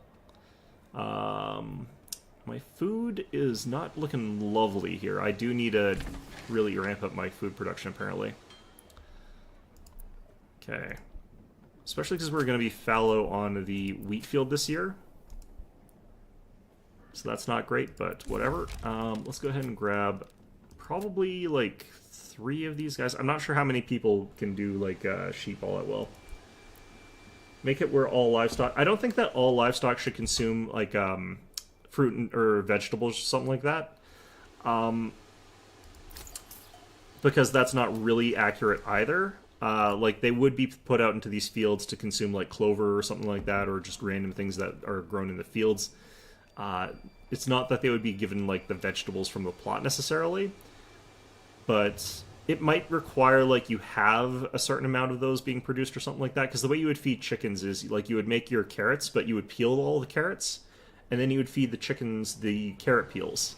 Because you wouldn't, like, need to do the whole carrot to the chicken. Yeah, Banished, I think, is a really, really good game. I actually wish that the developer had hung out a little bit longer, but the game was pretty complete, honestly. It's not like they missed out on making things that they didn't have to keep making the game, obviously, but it would have been nice if they sort of refined a few ideas, like firefighting, for example, never really got fixed. Firefighting is the thing that I thought was actually the most poorly implemented in that game, but... Alright, so we should end up getting, eventually, a bunch of livestock sitting around in here. And those livestock are going to help fertilize the field, which is going to make it so that the fallow field goes back up in terms of its effectiveness much faster, which is what we want out of this. So we should be gradually spending all of our money on that, which is fine. Alright. I made a malt house, did I? Yeah, I did. Okay. Let's get you in there. Let's turn you into a brewer.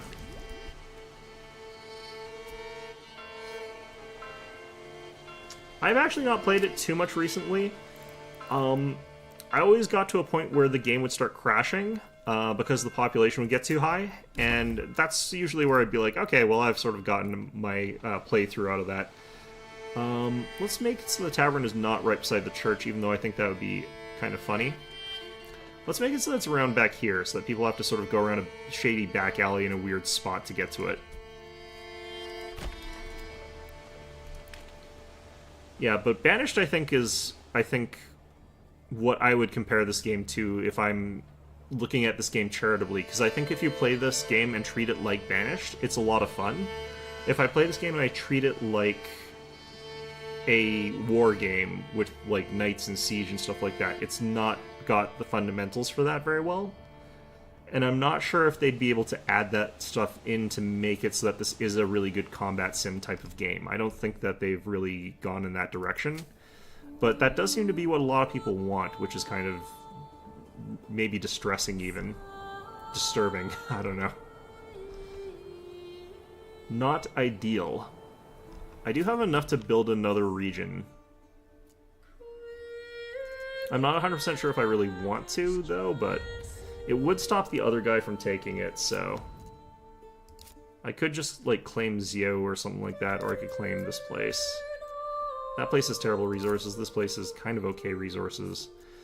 I tend to like the ones that have got, like, berry and animals for start, because that's a really easy way to start a village. It's very similar to Banished. Yes. I think there's a clear level of inspiration from that game into this one, which I think works fine. I think there's nothing wrong with that at all. I'm going to claim Goldhoff, because I know that brigands don't spawn in Goldhoff for some reason.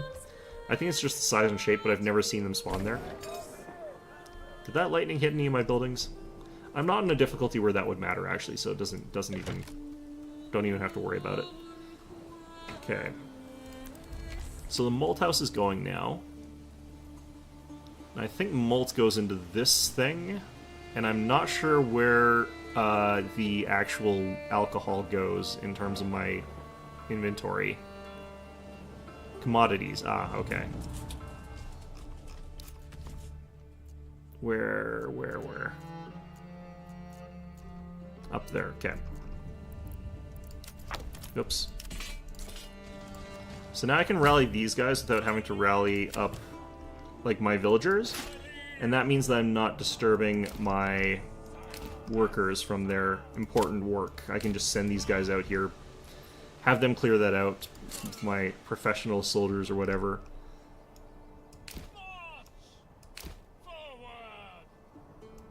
Well, that's what a lot of people are sort of wanting out of this game. They actually did a poll of what they should work on next, and people are saying they want to add, like, big sieges as the next thing, as the next priority, which I think is a mistake.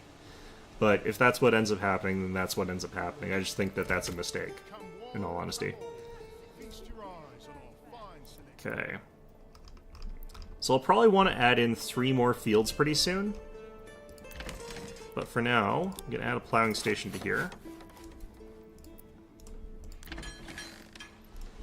And then we'll add a dedicated whatever it is. I like how we still have 38 barley. I don't think they're going to go kingdom versus kingdom. I think what they're planning on doing is having more region versus region combat, like more actual region versus region, where the Duke adds in, like, real cities or settlements, and then you have to siege them.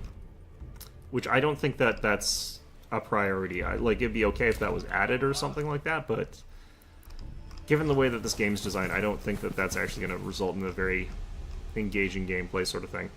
I think I'm going to try and head up on this hill and wait for them to charge into me after that.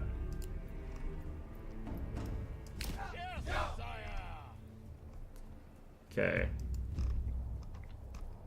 But yeah, like, all of these provinces that the Duke has claimed here, for example, like, they would try to put, like, AI towns in them and have those sort of develop and send out troops, or have a castle that you have to, like, a manor that's got the walls and stuff like that.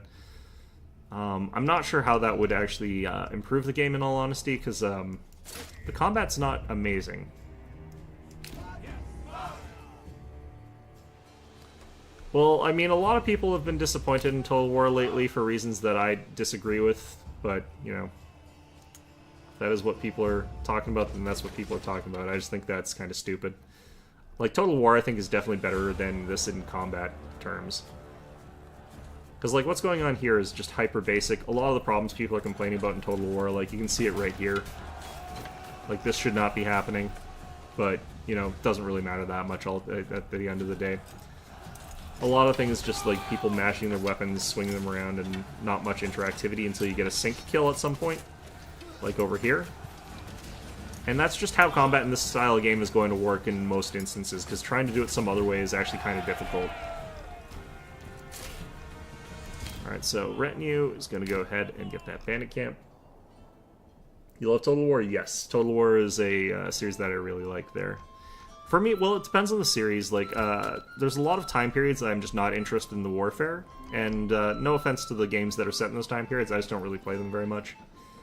But, yeah, it's not really, like, Total War's fault that they can't really make feudal China interesting to me, for example. Or not even feudal, that would be, like, way predating feudal. Okay, I'm gonna get another of those. I'm gonna get...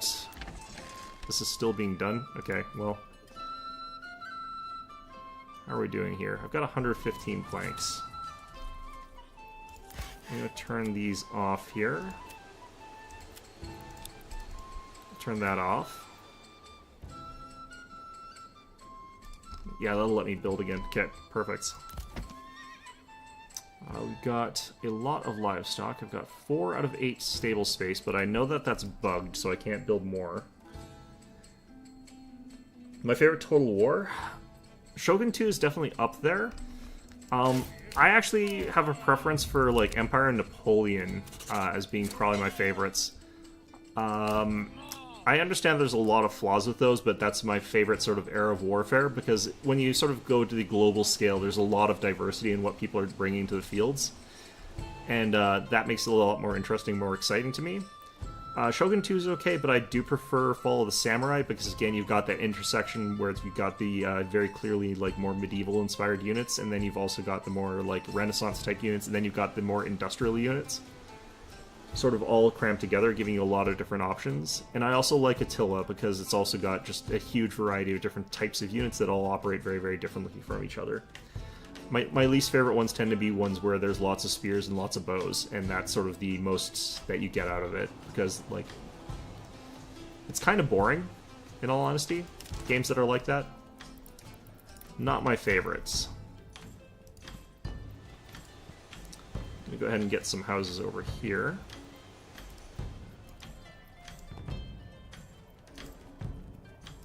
Yeah, like, out of the 3 for Shogun, for example, like, Rise of the Samurai is absolute garbage, whereas, like, Fall of the Samurai and the regular game are both great.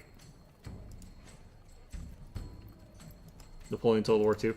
Yeah, I also have a big thing for the naval combat, so I've really been missing the lack of, like, naval combat, but they've never made it, like, work amazingly, is, I think, why it's not there. They've always had, like, really sort of difficult time making naval combat work properly. Which, you know, fair enough, I guess, but...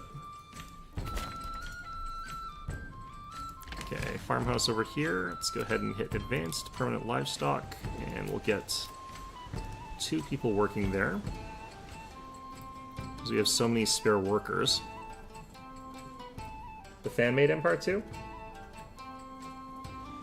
Total War is dead? I don't think Total War is dead, per se. Like, the problem with it is, like, you've got sort of different communities of people who play Total War. There's, like, the vast majority of people who play Total War, and they're people who play Warhammer Total War, and they're the people who play, like, what's it called? Three Kingdoms Total War? And, like, those are basically who you get. Like, that's the real sort of things that they make.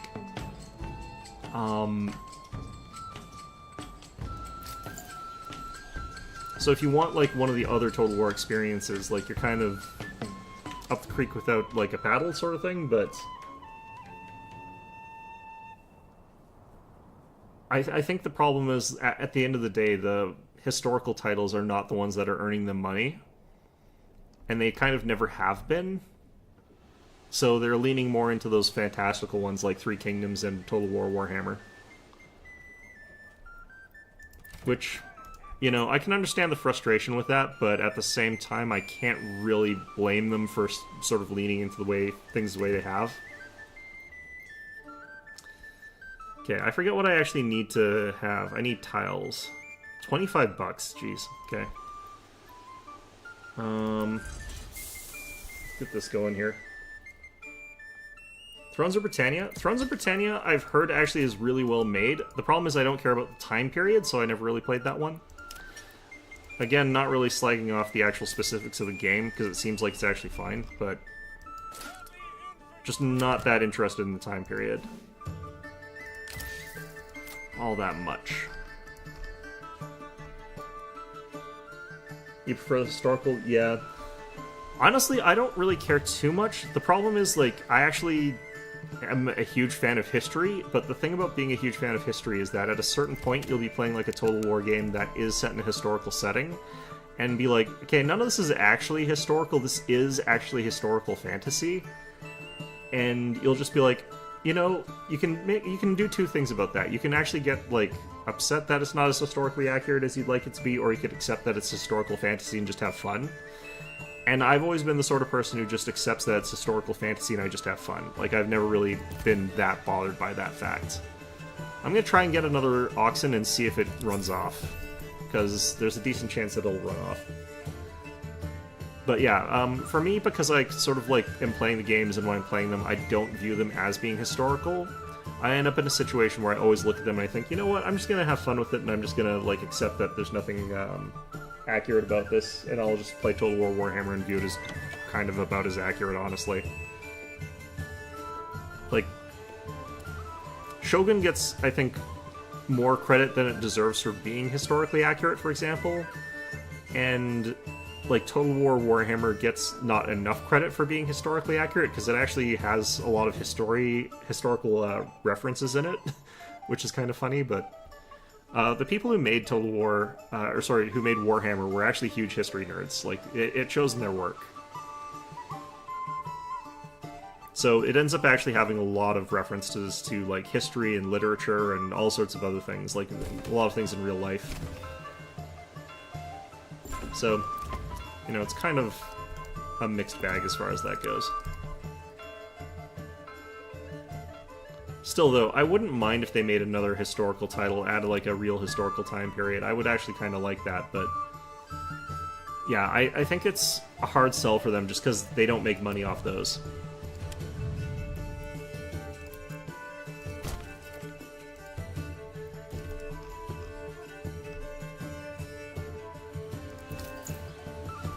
Let's see, I've only got 62 region wealth, which is kind of bad. I guess it's good enough, but we're getting almost to the point where I feel like I could actually beat up the other guy. More into the warfare of the time period. Yeah, that's what I'm like. It has to be a time period that I prefer, and I usually prefer closer to contemporary, because really ancient armies were actually not all that complicated, were not really usually that large, and were not usually that interesting. Rome is a big exception to that. For the time period that Rome existed in, they were actually very diverse in terms of the units that they were fielding. They fielded very, very large armies that were, like, very complicated and organized, so Rome's actually very interesting. But then you get to the medieval period, and it's not actually a period that I think is that interesting. Unless you have a very global view of it, like if it's just focused on Europe, it's not very good. Which is why Medieval 2 is okay. Like, it focuses on Europe, but it also has parts of the Middle East, it has parts of, like, the Americas. It's got, like, a lot of different places in the world that have very, very different fighting styles, which I think works. It's that diversity that makes things interesting to me, that asymmetry of things. When everything's, like, very symmetrical, it's just, like, not great. Which is why I actually don't think that, like, default Shogun was even that interesting in a lot of ways. Why is my... I didn't realize my fertility rate was only 17 friggin' % here. What the heck? Alright, well, whatever. Barley's dropped down to 19% here. That's great. Yield is still set to 147. But yeah, as far as, like, Total War goes, they're making money. I'm pretty sure that, like, Warhammer is still earning them a lot of money. So that does sort of mean that they're incentivized, though, to go towards those fantasy-style things instead of giving people more historical stuff. Which, you know, eh.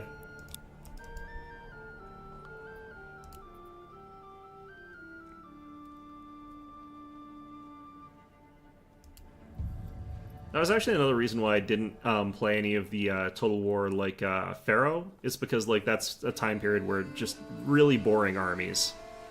I don't know how they could have gussied it up to make it actually something I would want to play. And all the things that people are complaining about are not stuff that I really care about. My general opinion is, it's like, if you actually want to fight the sieges, then someone fucked up in development. If sieges are enjoyable, then someone fucked up. Man, not enough goods. I think this is because this thing's being built. Okay. I'll actually do that.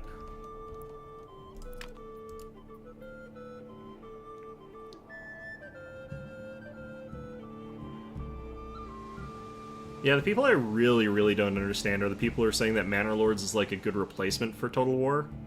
It's not. It really is not.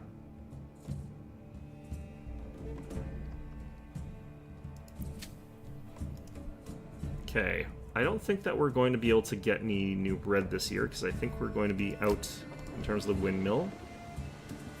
And I think we're already out in the granary of all the resources we need for bread, yeah. I've got 47 ale now, though, so I think we're just about at the point where I could start getting ale in there.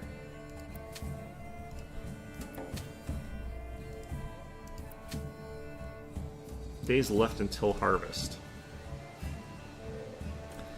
That feels short to me, but that feels like it's still a long time, but it's fine. You haven't even looked at Pharaoh? I've looked into it a little bit. The problem I have with it is always, like, I only play the games that are in the time periods that I enjoy. It's also why I didn't like Three Kingdoms. I don't like the Three Kingdoms period of warfare. I think it's really boring, actually. Yeah, there's just a lot of time periods where I'm like, the warfare and this isn't for me, it's for other people, and that's fine, you know. Not every game has to be developed for me. I'm not sure if there's a good way for me to do this. The answer is probably no, but... Okay, this is going to be ugly and is not good. Hello, Eric Kanoshi.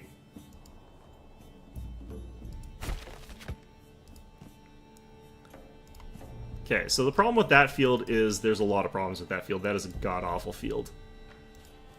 You should never build a field that shape or that design. I can go quite thin here, I think. Oh, I'm gonna have to wait till that stupid bit of... Okay, you know what? That sucks. But eventually those logs will get moved and then we'll be able to make that field, I guess. Man. Alright, well, whatever. Okay. So this got built. I've got 108 bucks. I honestly... Let me just check something here. Okay, I could get the green caps or I could get the ravenous vultures. Probably get the ravenous vultures here. He's going for Waldbrand, which is over here. I think we can test this.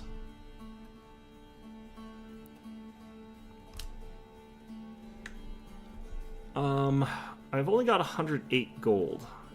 Just barely short. So what we're going to do is go to our manor, hit taxes. We're going to hit land tax at 10%. Which is going to get us basically nothing because we have no money right now. So I spent it all on sheep. Well, sometimes you make your choices and you have to live with them. Stream dropped to your recommended. Oh, that's kind of cool. I'm guessing it's because, like, Manor Lords is huge right now and there's lots of people talking about it and lots of people are, like, playing it and stuff like that. So, if I had to guess, that's probably why it popped into your recommended. So, I'm glad it did, though. Yeah. Is this a game that you've been playing much of? Has anyone else actually been playing a lot of this game? I know that some people have been checking it out and trying to figure out if it's worth playing and stuff like that. But I also know that there's a lot of people that already did buy it and are just sort of like looking for ways to play it and tips and stuff like that.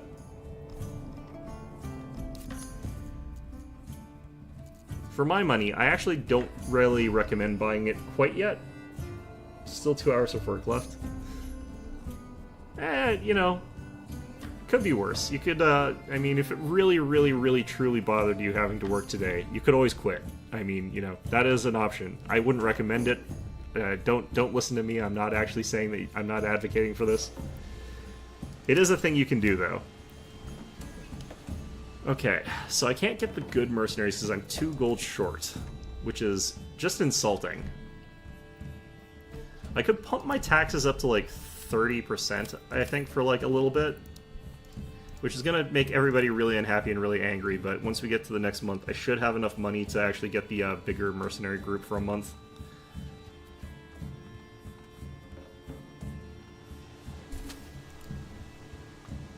Okay, got that construction done. Still... Wait, did I not get paid? No, I can't remember what month it was. Can't quit. You can. I don't think it would be a very good idea. You want to go home and work on your village? What I would recommend is if it's a slow work day and, you know, you've got the ability to do this without getting sacked or something like that, you know, just draw out your imaginary village on a piece of paper and try and figure out what your ideal village shape would be, and then go home and build it like that. You know, I think that that's the thing you can do. Fantasize about playing your game when you get home at work is just go that one step further and just paper craft it. I have to hit this before the stupid thing finishes, but Game Pass PC.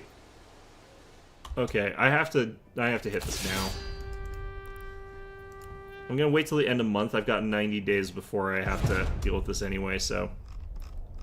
that's unfair, but you know, it doesn't matter. He'll march over to the actual field of battle, which is not here.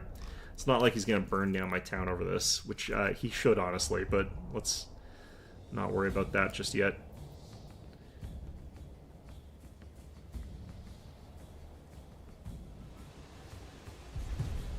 God.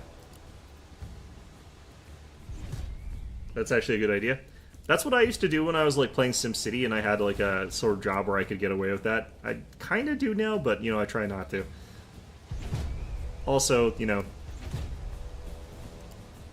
I've got weird hours, so I'm usually home playing this a lot more than I honestly should be. Okay. How long is this month? I feel like this month is long.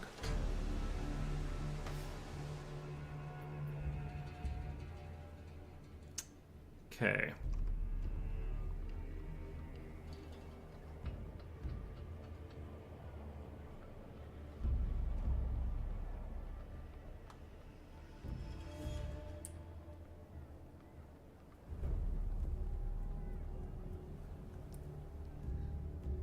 Yeah, no, if you have it on Game Pass, though, I definitely recommend checking it out. I don't think it's complete enough to make it, like, a really great game right now. What the hell was that? Ah, okay. July, August, please. Apparently, like, they did this, like, right at the start of July or something like that. I don't know. Or maybe I have to set the tax policy. Wait, did I... Yeah, no, that's... Alright. Okay, no.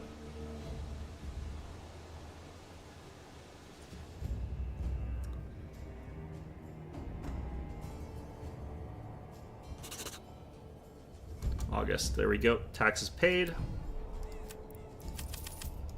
Drop that back to 0 for reasons, I guess. I don't know. Alright, let's get everyone on the field here.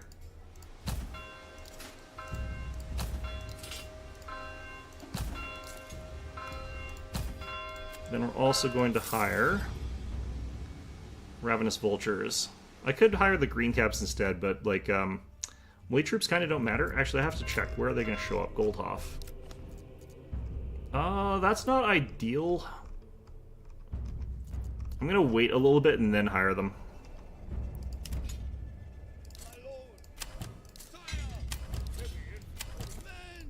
Okay. I don't think you need to wait until it's at full launch before you purchase this. What I would recommend is waiting until at the very least all of this is done, and all of this is done. Once you got that done, you'll at least know what direction the game is going for and like what it's going to be about and how it's going to operate.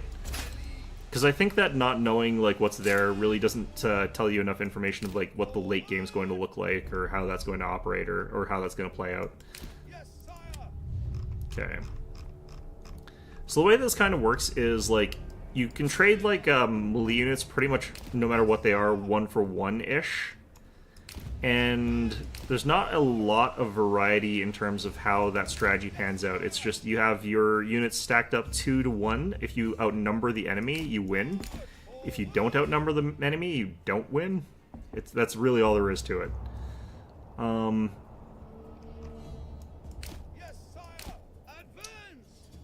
Do I have Xbox? I don't have Xbox at all, unfortunately. Or the Xbox app? I didn't know you could get an Xbox app. Alright, let's tell you guys to stand your ground. We've got 62 days remaining. Can go ahead and get you guys up to here. And I think we're ready to go ahead and hire. I don't want to get too much further than this in terms of time because you will actually reach a certain point where you just automatically have an enemy summon a second army. So you want to make sure you trigger battle for wherever started before that period. And that happens in about 30 days from now, so...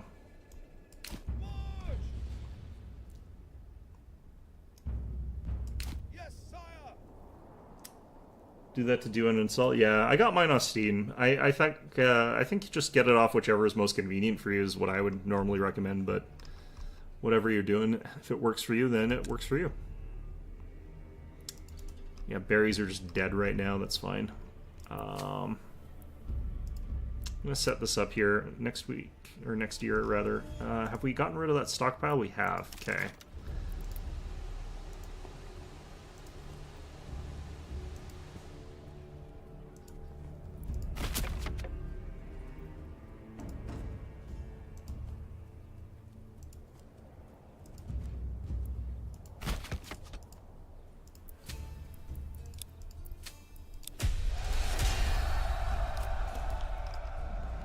Not 100% sure why that triggered. I don't think I was in the radius, but at the same time, you know, I'm not going to complain about it. Alright.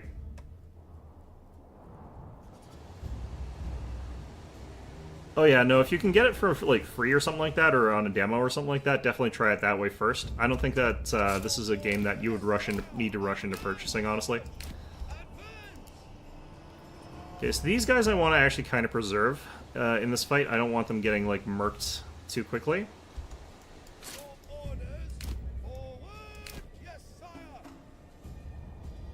Want to keep about equidistance here from this force and this force, so that, like, both collide at the same time.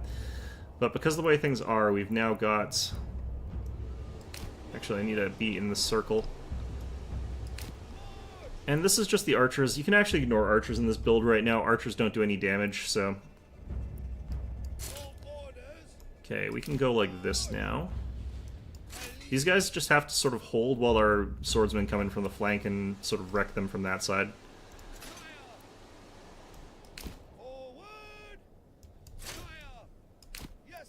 We can just sort of run at these archers this way, I guess, but... I don't want to actually go into the woods. Yeah, they've already started, like, running away a little bit, but... We'll hit missile alerts for a little while, and then we'll wait till these guys are a little bit closer, and then we'll switch to the sword stance, or the close range stance.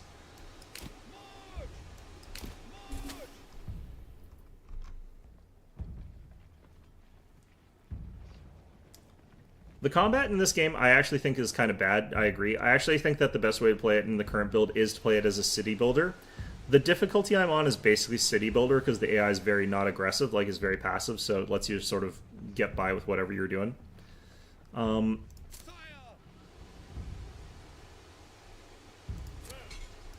These guys getting knocked around by arrows is not ideal.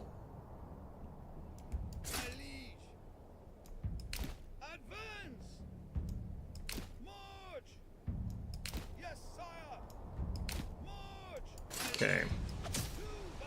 We're gonna have to push forward here, unfortunately. I don't like pushing into the woods, but it doesn't exactly disadvantage us, because we'll be just as disadvantaged as they are. It does tend to cause battles to be a lot messier, though, and result in more casualties, which, you know, is not great to have happen.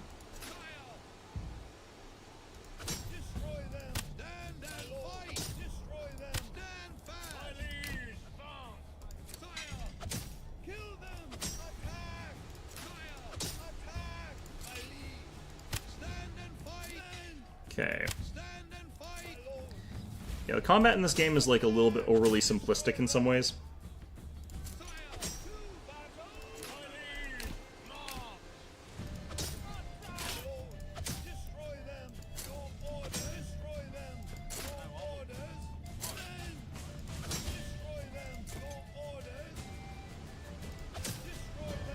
I think we can actually do a charge here. I think we can do one there too. And this should kill these guys really hard.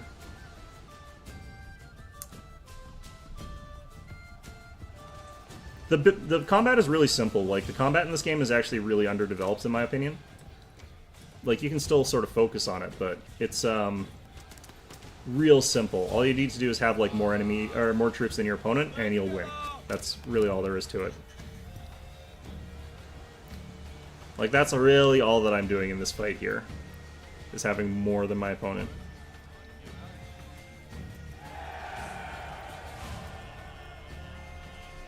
Broken one of his units already.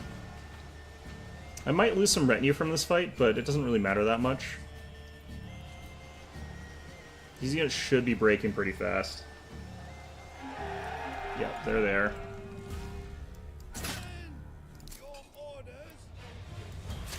Okay, now these guys should be able to just walk at the archers there. I can probably disband these guys now. It doesn't really matter though, because it's not like I save any money off that. We just chase these guys off of the circle, basically. There's sort of a circle distance that we're fighting over, technically. And as long as I get them off here. I don't know what's going on with the movement here. There might be a straggler that tends to screw with the AI. I'm just gonna disband them. Doesn't matter. Watch as like they actually get the reinforcement wave, which sometimes happens. I'm just gonna stay in the circle. How did I lose 3 guys from that? These guys are at like 0% effectiveness because they've been running. Like, they should be way worse at that. Alright.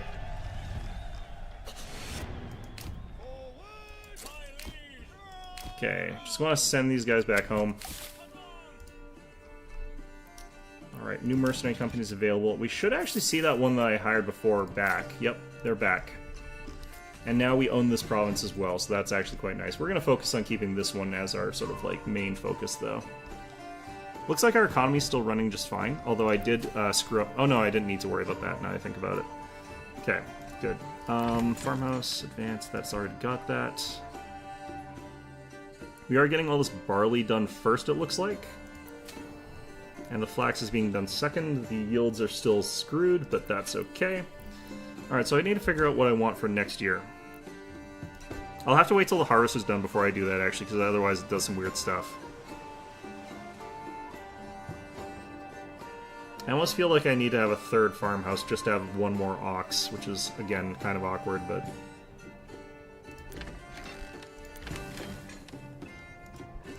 Alright. I can't remember, like, when harvest season ends in this game. Because you have a limited time to actually get all the harvest in. I'm gonna actually just do this, because I've got so many people.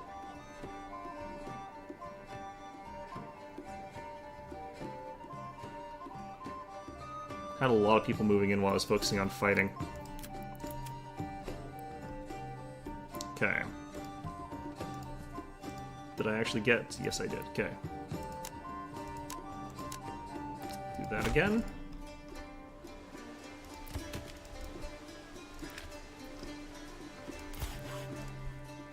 How do I have 3 logs in the saw pit? That's interesting. Normally it caps you out at 1, so that's why I'm kind of wondering. It's a little bit odd, but whatever. It's fine. Alright, are we going to actually get any of this flax done here?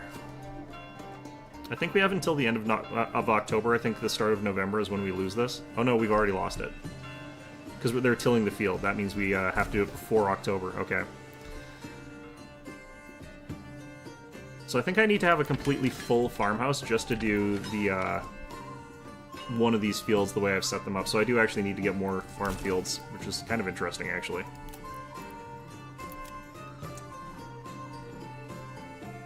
Let's do, like, this.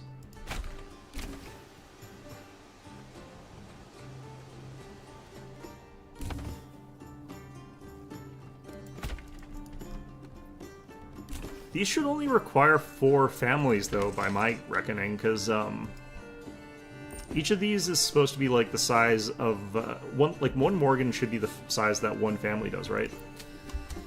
Maybe I'm wrong. That's my interpretation of what a Morgan is, but... for next year, we'll do 1 wheat. I don't want these to be synced with each other, so I'm going to do 1 wheat, 1 fallow, 1 wheat. Crop rotation here. We're going to do barley.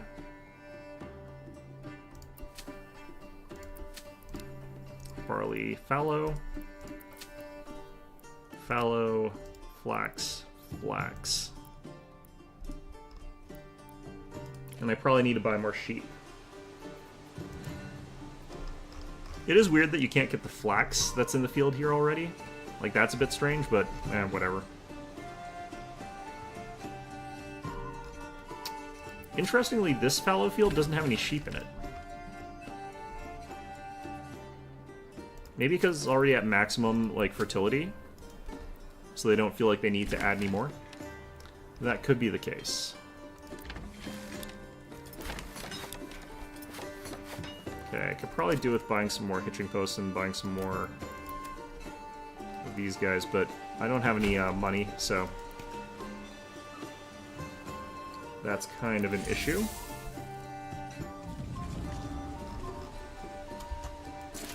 Okay, we'll disband all of you guys, and we'll send you to go deal with whatever just spawned there. Send you, like, there. What are we short on here? Is it food? Fuel is only 2 months. Interesting.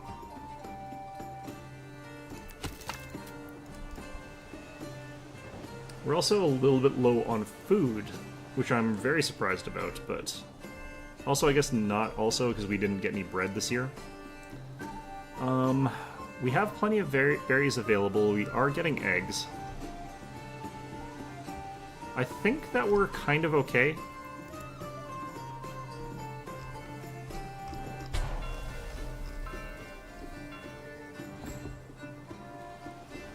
Not 100% sure why we're so desperate for fuel here, because it looks like we actually have a fairly high amount of it.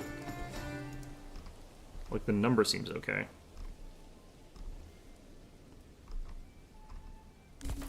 It's probably because we had no workers for that short period of time.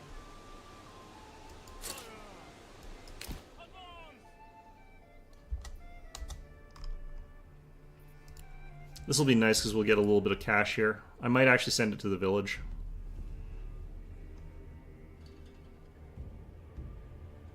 Yeah, 12-man retinue just immediately trumps any of those guys here. I should have enough to get another claim after this, which would be nice. Don't think we need it, though. Might as well save it so that barbarians keep spawning, brigands keep spawning. Okay. Oh no, I need, like, probably 1 or 2 more camps. Okay. They have done a very strange job with the tilling of this field here. Sure you guys are calling that done there? I don't know. Alright, well, whatever. Why has another ruler's army been sighted? What's he after? Huh, interesting. Well, that's unfortunate because that means there's another group of mercenaries that are just never going to be on the market ever again. I could do strict fasting at this point in time. Because we're a little bit short on food, and having that going on would actually sort of level us out on food to the point where we're kind of okay. We are going up in fuel now. Yeah, I'm going to do strict fasting. I don't know how much that's actually going to impact our happiness, but as long as it's not like hurting us by too much, then that's kind of okay. How are we doing for beer? We've got 102 of it. How much does it actually consume? How much beer are people going to drink? Because I get the feeling like 1 unit of beer is enough for one person for a 1 day or something ridiculous like that. Or like 1 unit is enough for one person for 1 month even is still also like untenable. Like we would have to have so many breweries for that to work.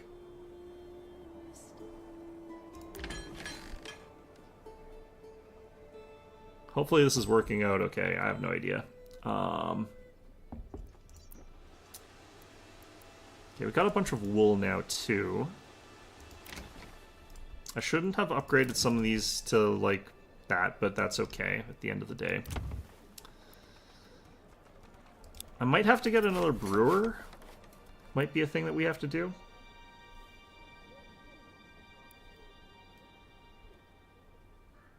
Where did I put my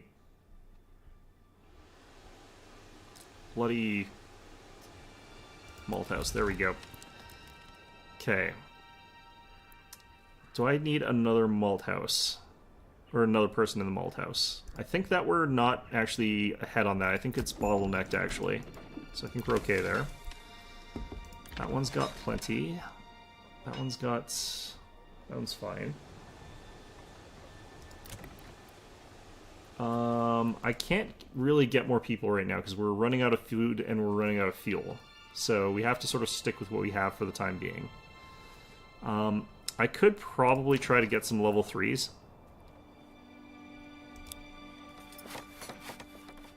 I need 3 of these upgraded.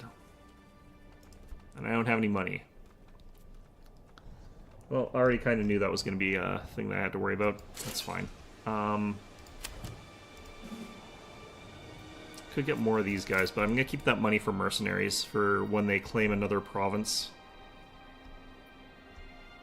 That would probably be preferable. So I'm liking the look of this village here. I'm going to start building a little bit out this way. But I can't go too far because these wild animals should run away if I go too far. So I can go like here. And that'd be about it. I'm going to get some forester lodges though.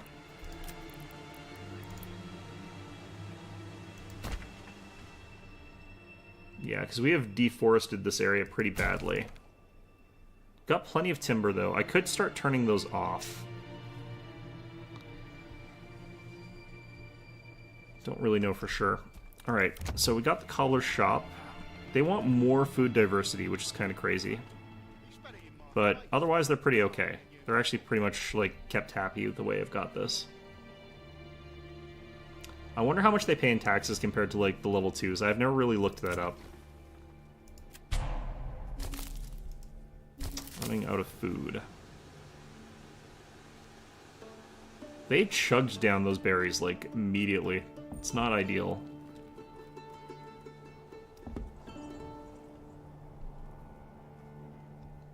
Probably gonna need to get a trading post. The way that I've been playing this is very different from the way I normally play this. Like, normally I can sort of, like, uncontrollably grow. I don't think that's true on the lower difficulties, funny enough. Very aesthetic. Yeah, this has got some sort of, real sort of, it's got a realistic look to it, in my opinion, which I kind of like. I've always preferred, like, more straight lines than some people. I know there's a lot of people who think that a good-looking town is one that's got a lot of, like, smooth curves and stuff like that. I think those look bizarre, but it comes down to preference. Okay. Not 100% sure what to do about food right now. We're getting a trickle of eggs still, so that's keeping us a little bit of food. We've got wild animals, that's keeping us a little bit of food right now. We've reduced our consumption, which is keeping us a little bit of food right now. But not 100% sure where I can get more food at this point, other than trading, I guess. But we don't have any money. Let's see here. Purchasing meat is cheap right now. Purchasing eggs is cheap. That's interesting.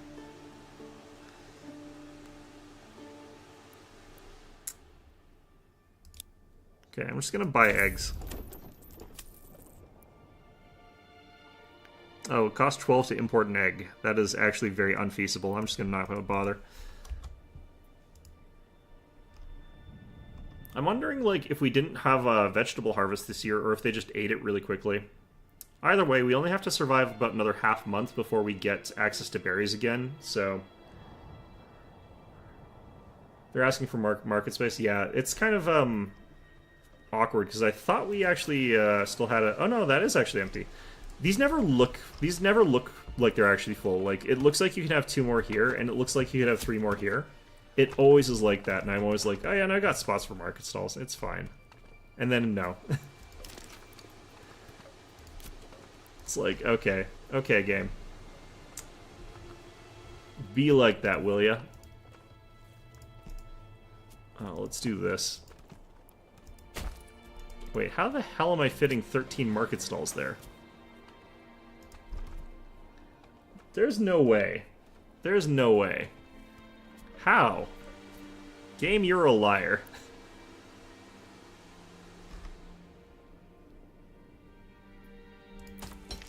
Alright, still getting iron nice and steady. We've probably got tons of extra weapons right now. Can actually do this.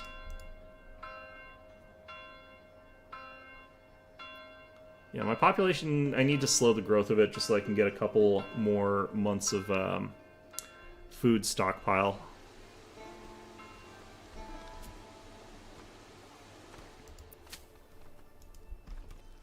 Yeah, there's something weird that's gone on with the plowing of the fields. I don't know what's going on here.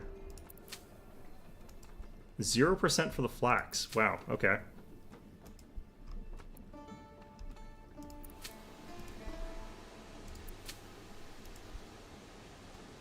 This field recovered quite nicely, though. That's good. Is this year's barley? Why did they plant it like that? I'm so confused. Okay, well, whatever. It's fine. It's fine.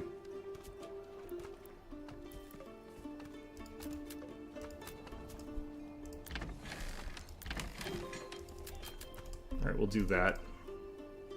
People are still happy, somehow. We got the berries coming in again. That's actually really good. I'm somehow getting more vegetables. I have no idea why. Yeah, this is just weird. I don't know. Should be slowly starting to rebound now, though, that we've got berries coming in. Yeah, they're already not hungry again.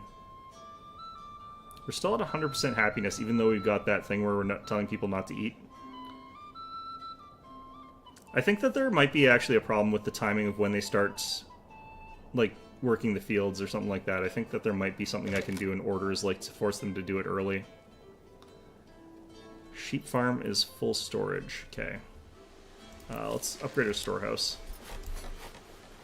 I should also take a burgage plot level 2, and I should turn it into a, like, tannery or clothes place or something like that. Tailor workshop. I do need to get a dyer if I want to do that, though. Which would mean that we're using up our berries for dye, which I'm not really sure that I think is a good idea. Let's actually go to the trading post, trade out. Where's wool?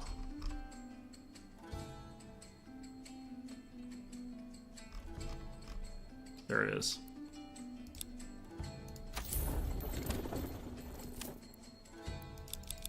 Okay, so we'll do it like this.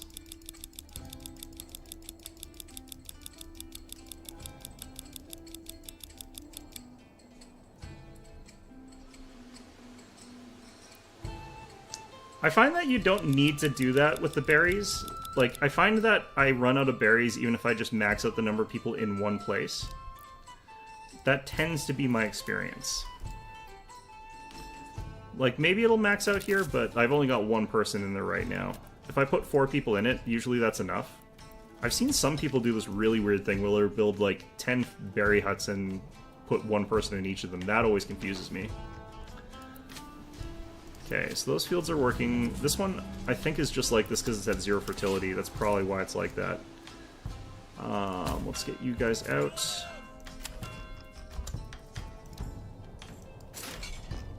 Alright, where are these guys? Over there.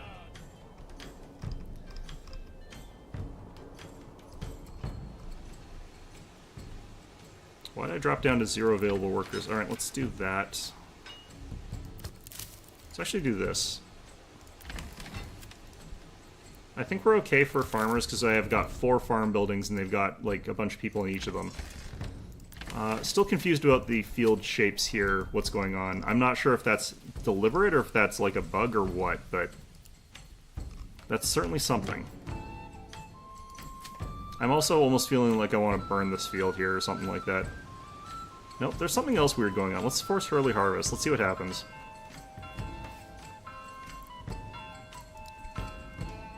They're harvesting it. Okay, well, whatever. I have no idea. Oh man, look at them all. It's like a plague of locusts. What the heck? Okay, well... I'm still confused what's going on with the farms. I think there's some weird stuff going on with the AI. Oh.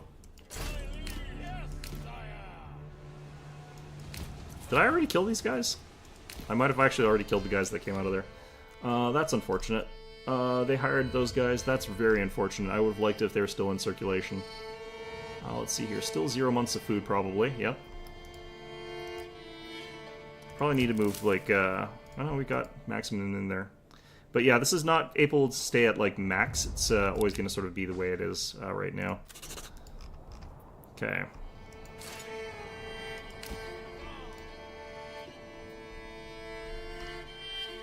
Well, rest in peace to those mercenaries. Never again will they be on the docket.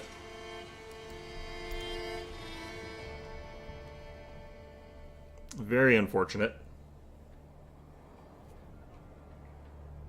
Oh, you don't max out your storage if you've got a granary that's got people in it, because they'll constantly be taking stuff out of there that's excess. So it's about having a clear logistics chain. So you just put, like, someone in the granary, they'll clear out the berries from the storage, and, like, we've got 4 people in here, and the storage is at, like, 2. Like, it really doesn't matter. Like, that's not a concern at all. I'm gonna have to do a little bit of finagling here. I really don't want to get more housing, but I kind of have to. So I can get a couple of people to start working in these forester huts.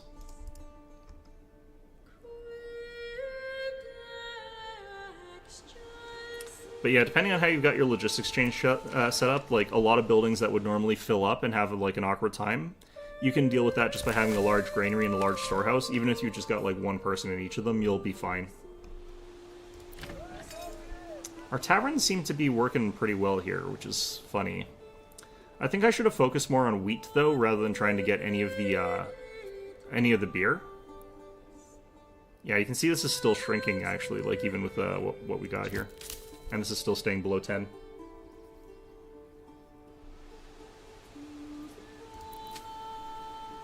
I'm going to actually set this to fallow here.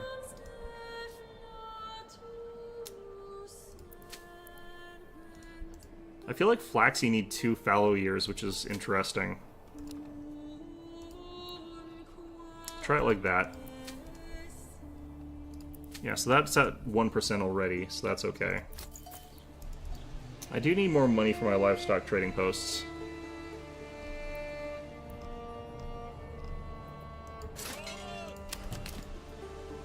Okay.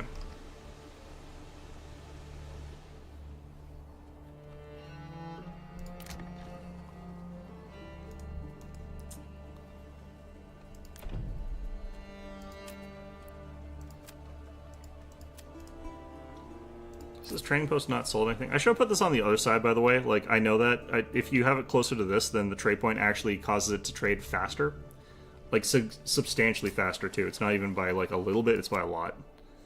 This isn't even near the crafting materials that we're selling either, so, you know, I kind of mostly just screwed up there. But it's fine. We'll sell all our wool out, and that'll be okay. Alright, we're finally positive on food, so we are going back up. Does sheep fertilization work? It's hard to tell. Laying fallow does actually replenish the land. I'm not sure how much adding the sheep actually adds extra. It's supposed to add extra, but I have no idea if it actually does. Okay, our wheat fields seem like they're taking a little bit longer than our other fields. But we're probably going to want to start sending people out to harvest earlier this year than we did last year.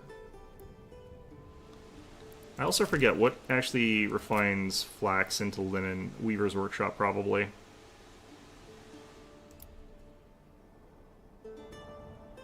We'll put that there. We're just going to use this to get access to like new and more options for trade, so that we can start selling more stuff a little bit later.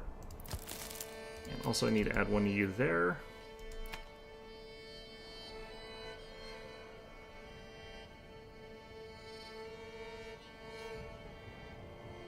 Man, people eat food. It's very annoying. We'll be right back. Yeah, we'll see you soon.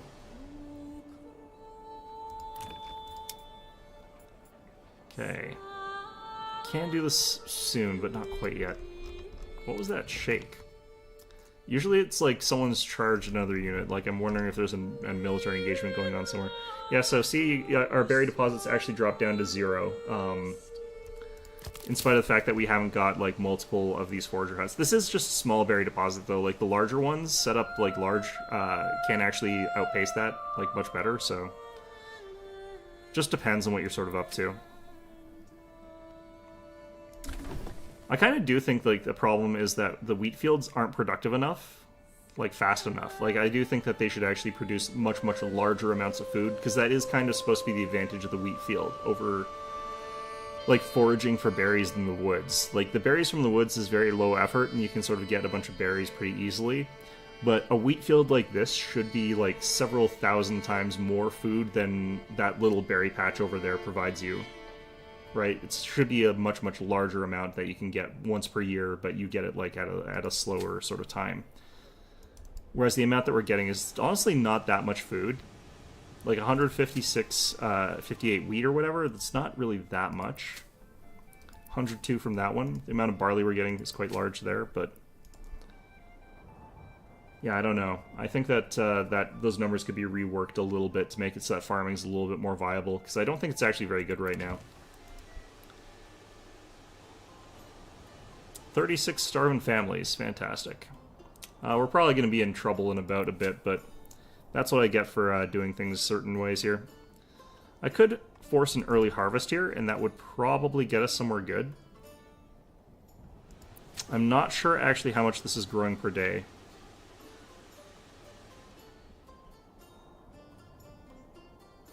I'm not even sure if it is actually growing per day here. 3 days. 2 days. It's actually staying where it is. Let's force early harvest here.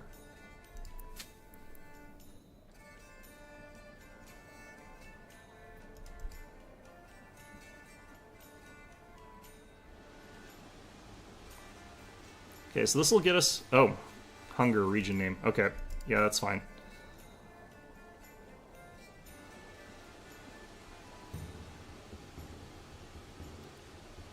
Selling what they bought at 1 for the price rebound. I think they're fixing that. I think that they're actually getting rid of that. That's what I'd heard anyway, so I've been trying not to do any of the trading in that sort of sense. The barley field here. One of the things that I really think I should be doing here is definitely not going for like barley fields first year, or yeah, I did it first year.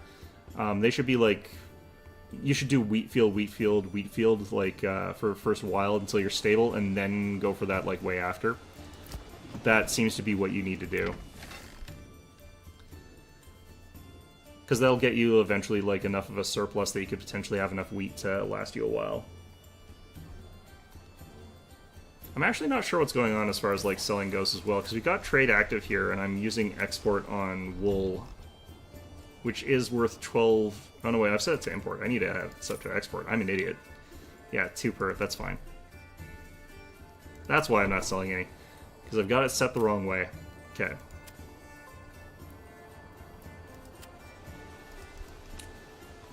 That's fine. Okay, so these guys should start milling that into bread. And once that turns into bread, we should have... Or milling that into flour once we've got that into... Or... how's it go? Thresh it into grain, and then, yeah.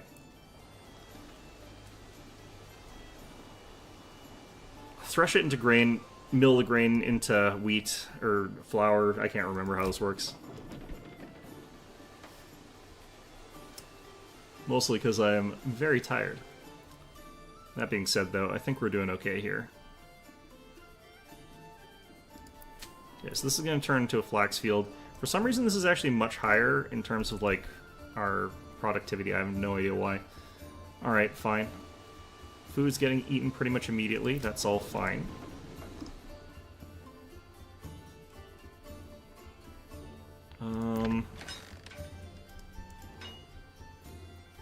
Are they threshing? I can't tell. One of the problems is, like, if the stuff is going to your granary, it's kind of hard to keep track of your logistics chain. But all we have to do is check to see if the windmill's actually doing anything yet. Not yet. Okay. I wish they would prioritize threshing the wheat instead of doing the fields here. Especially because they seem to do this again during the spring. Also, I have 2... Oh, the other one went there. Okay, that's why. Okay, that's fine. Well, send you out. Let's see. They're up here.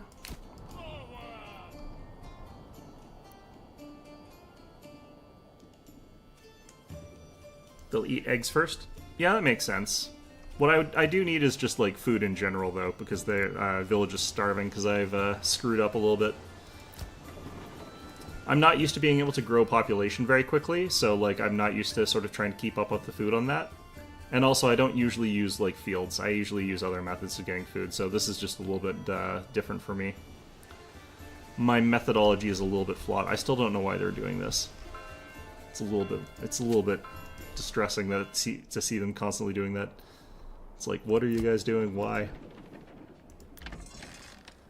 Okay, pantry. Yep, we're starting to see this stuff getting threshed very rapidly. And the stuff that's getting threshed, we should see some of that heading into the granary. Which we are, and we should see this start working pretty soon. There we go. And now we should start seeing the bread maker start making bread.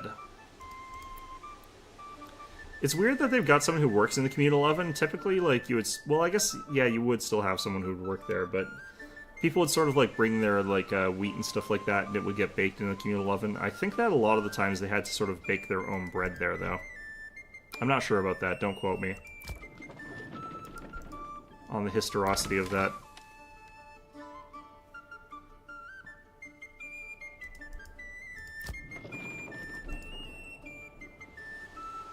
Okay, so... Our wheat is at 131. And then the grain's at 135, so we got about, like, 200-something bread, I think, that we can make here. Yeah, we are starting to get bread. It's starting to roll in. Let's actually get another person working in the oven. Because I think that's the bottleneck here. We got plenty of flour. I need someone else at the granary.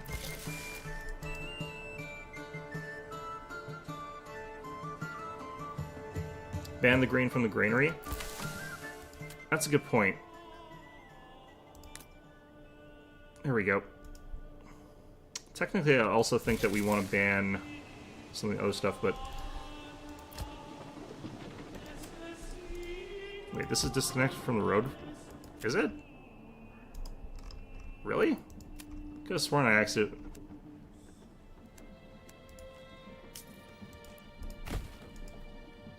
Is that better? Connect to the roadwork. Okay, well, that might have actually been part of the problem, I guess. I have no idea, but... Threshing priority, medium... I should probably put threshing priority up to high, maybe? That might help. Either way, though, we should start seeing bread pouring in. Although, like, we're already so far behind that, like, that might not actually be enough to make a difference.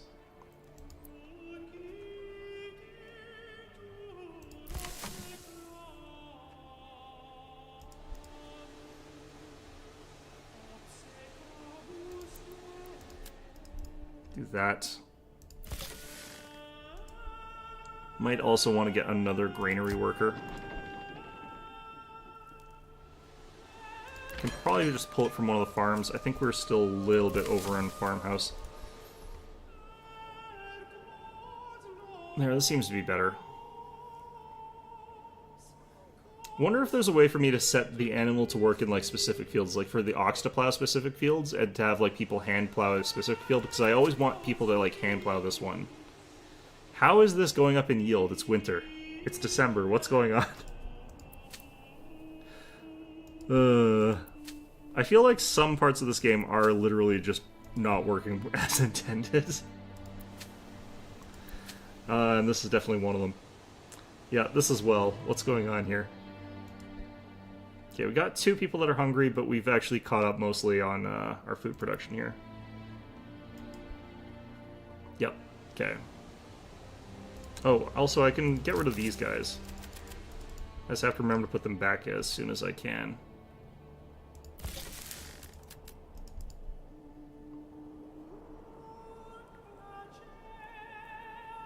Yeah, I mean, it's like, you know, there's that one little hitch and they just refuse to go over it because it's, like, bad for the wheel cart or something like that, so they're just like, you know, forget it. It's like, if they just walked that enough, like, that would probably have fixed itself. Like, they would have, like, put a rut to the road, yeah. Oh, well. For the, target for the log cutters? Can I do that? Advanced, no, the farm, oh no, wait, that's tavern. Advanced targets. I guess that would apply as well to the animal, yeah, that makes sense. I would just have to remember to switch that around later so that, like, the plowing doesn't get interrupted, like, by other stuff, so that makes sense. Okay, do I just have to force early harvest here to get this done?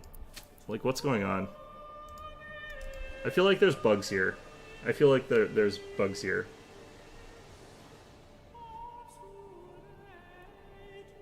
Okay, we're caught up on food, but we're not getting anywhere ahead. But that's kind of fine. People are, like, eating the bread as fast as we can bake it, basically. Which, that's fine. We've still got hundreds of grain and flour, so that'll probably be going for a while now. I'm getting the feeling like these are not one-to-one. I think a grain turns into 10 flour. Or 5 flour, it looks like. So I guess that's where the efficiency in wheat comes from. That's actually not that bad, I guess, assuming that that's correct. Oh, 2 people are hungry somehow, even though we have food. Probably went to the market and couldn't find any. Welcome back. You're experiencing a slight disaster, but at the same time, we're probably fine at the end of the day. Like, I don't think it actually matters that much. Basically, people are, like, eating bread the instant it gets baked. And there's some people that are hungry.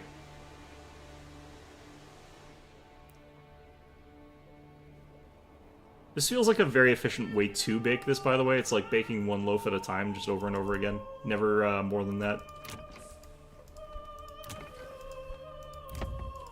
Probably better ways to do that. Let's go ahead and... Have we not actually started to force... I don't know what these guys are doing. Ah, okay. Oh, shoot.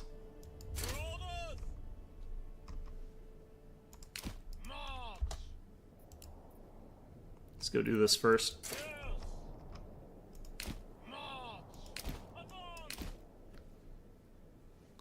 Alright.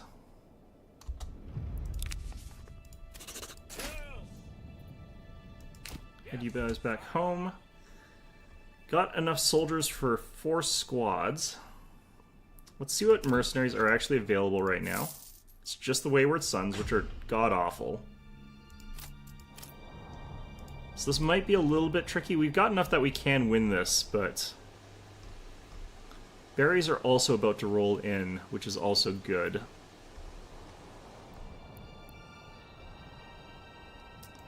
I guess we're going to have to get the Wayward Sons, which, again, does suck.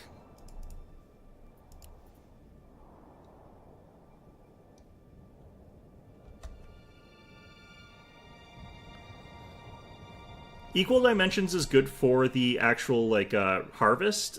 This shape is best for plowing, because the ox will spend less time, like, walking across the field and then turning around, because the way they do it is very stupid. Like, the ox will go from this side, go all the way up, go all the way across, and then down. So if it's sort of a square, what they do is they have to walk, like, all the way across, walk all the way up, walk all the way across, walk all the way down, and sort of, like, go in that sort of circle until they got it all the way through. Whereas if it's a narrow, thin field, they go all the way up, just a little bit across, all the way down, and then a little bit across, and so on and so forth. So it's a little bit more efficient for plowing. So it just depends on what you're sort of prioritizing. The collecting's actually not that bad, although I guess it would be if there was more penalty for rain, which I've kind of got disabled right now. I've had that on the harder difficulty, and I just wasn't farming in that difficulty, though, so hard to say how that treats out. Either way, berries should be back very, very shortly here. I do want to get at least one person in the Forger because of that. Not sure who else to move around. I don't need logs right now. I'm going to move all you guys. I don't have any of the advanced stuff yet. Just haven't really bothered. I probably should, though, because I can technically build helms and stuff like that. I haven't got the tech for the Gambesons, though. In fact, I haven't even got the tech for the basic armor making. I'll probably have to get around to doing that. But I just haven't gotten to the settlement upgrades. Because we have no money. For some reason, actually, I have been selling... I have got this set to sell... wool. Looks like we did sell it all, and I must have used the money for something, I guess. I have no idea. Either way, though.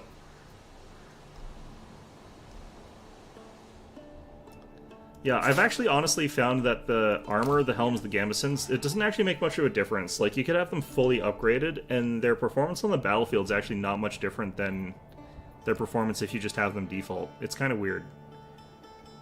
I actually have not found armor to be huge. I found, like, numbers has always trumped, like, everything else. Like, 2 squads of very, very basic swordsmen, some of them without shields, still stomps all over the AI if the AI's got, like, armored retinue. It just, it makes a lot less of a difference for that, in my opinion. I have no idea what's going on with that field. I think it's bugged. There's something weird going on with it, I guess. I don't know.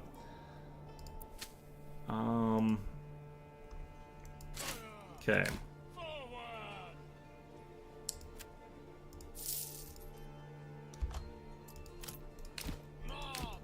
Alright, let's just hit it. Okay. Where are they deploying from?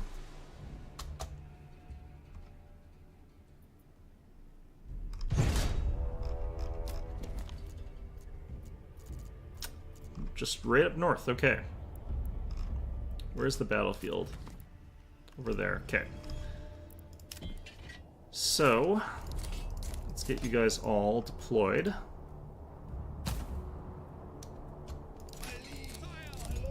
Make sure you're not running.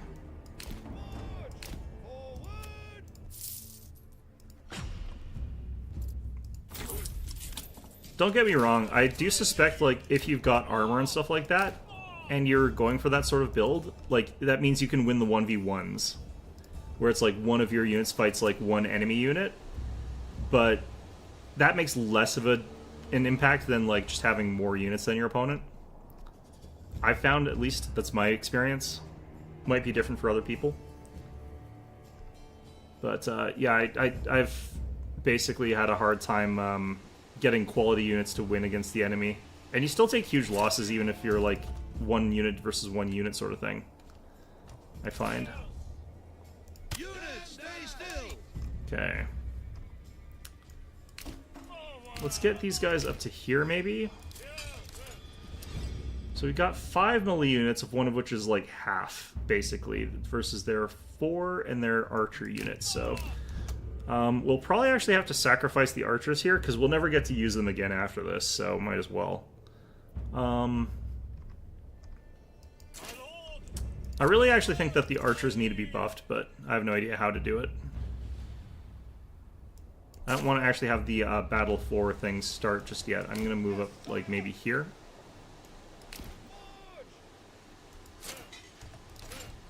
I want to make sure the archers have a chance to get into position as well. Okay, we are starving again, that's fine. We have got berries now, though, right? Yeah, that started up. Let's make sure that we've got more people working on berries. Yeah, it got maxed. I don't know how many of them are off fighting the war, though. That's kind of a problem. Maybe the starving people will die, and that will be our fix for that.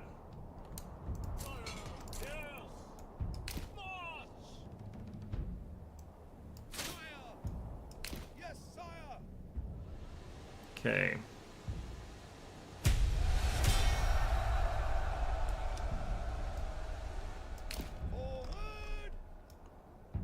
Do I want to sacrifice the archers completely here? I might.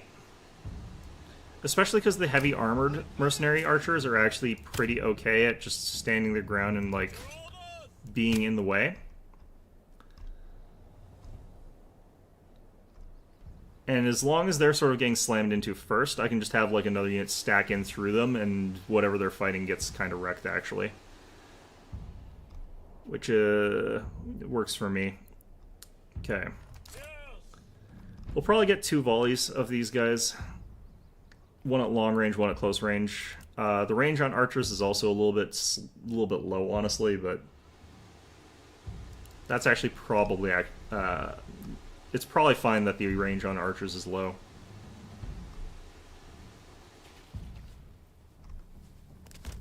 Look at all those arrows, and they do literally, like, no damage. I've had archers, like, sitting there firing at units for, like, a 5-minute exchange sort of thing, and it just does nothing, basically.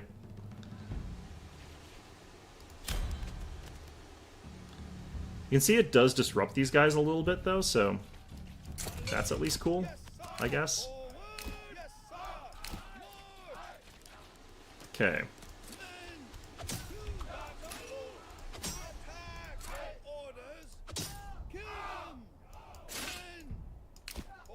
I think these guys are trying to loop around to get high ground over me.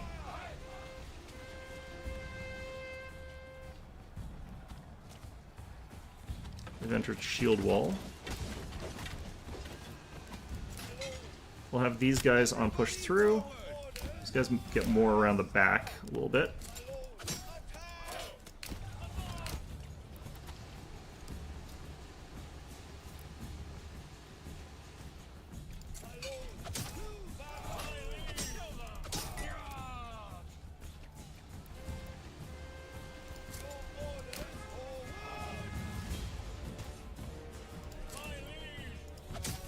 Let's have these guys fire at them in particular. Where'd their bandits go?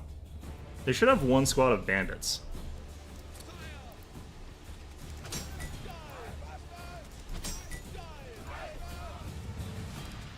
So you can see these guys are, like, on that defensive stance, whereas these guys are on that offensive one. We're already starting to cut through this retinue, even though we're just charging them both from the front. Similarly, these guys are getting chopped through, like, pretty hard and pretty fast. They're already on give ground. We should win this exchange because we've got our guys from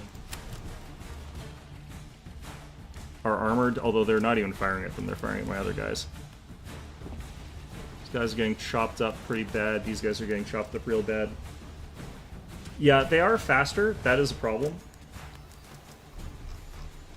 AI is going to steal a camp. There's no camp to steal. Okay, that's the retinue done. That's all their dudes done. Cool.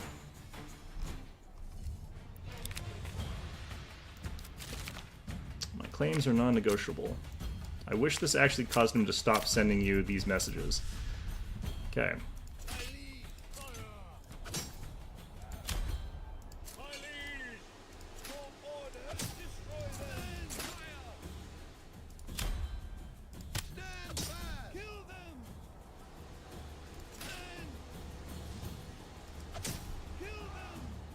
So I found where the brigands are. They're all the way down here for some damn reason.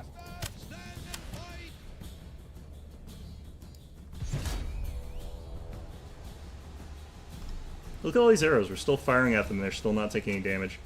The actual thing is not kiting. The thing that actually I found is useful with these guys is that you set them on spread out so they can run faster, and you actually lure the entire enemy army away from the combat zone. Because if you do that, you can actually run the enemy around the map indefinitely with an archery unit. And what happens is eventually the 90-day timer runs out and they instantly lose. Which is, you know, stupid, but that is how that mechanic works.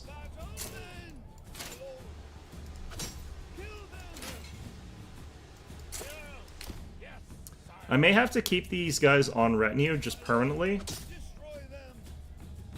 Just so that I've got the ability to... But yeah, I'm not actually worried about stealing the camp from the AI. Like, that's never that important. Once you get a little bit of a retinue, you can actually just use the retinue to do that. And that actually works just fine.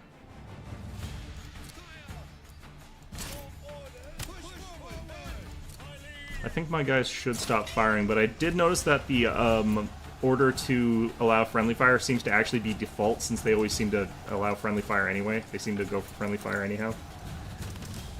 Not 100% sure how that's working the way it's supposed to be, but I'm guessing it's just not. Just firing into my own dudes here.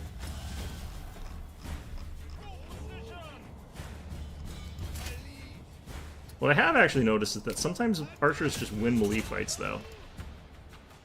I paid them again? Oh man, that sucks.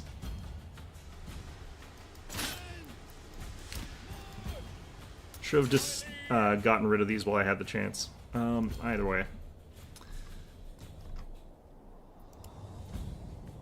Should probably get rid of them now, in fact. Okay, so these guys should be able to push through these archers pretty fast. We are taking a couple losses here, but yeah. There we go. Okay. Yet another province taken. Relatively minimal losses. Let's get everybody home so I can disband the army so I can start working on getting food again.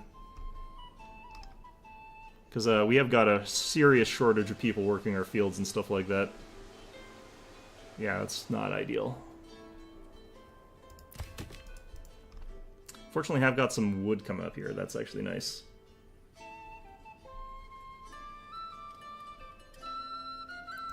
I don't know. I would actually prefer having the militia, though. Or, sorry, the retinue. The retinue is a little bit more powerful. Where'd that come from? Over there? Okay. So I want all my workers sort of working. So we'll get these guys down here.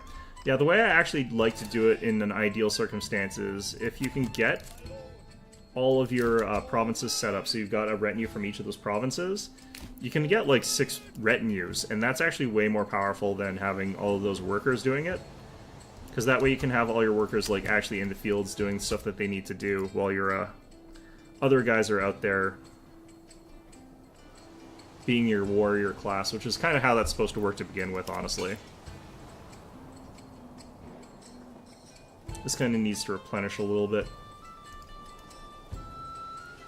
I'm not sure how you would disband your retinue either. I don't think you can.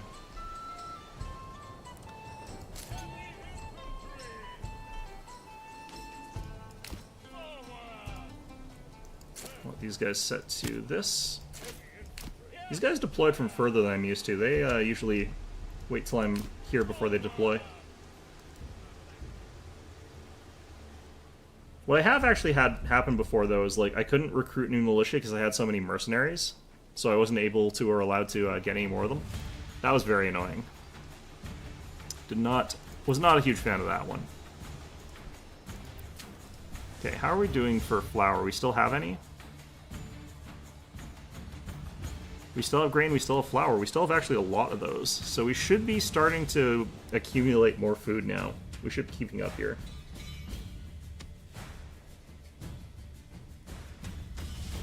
Once you have the right... Oh, so what you're saying is I should have, like, 6 militia and then get the retinue afterwards? That actually makes a lot of sense.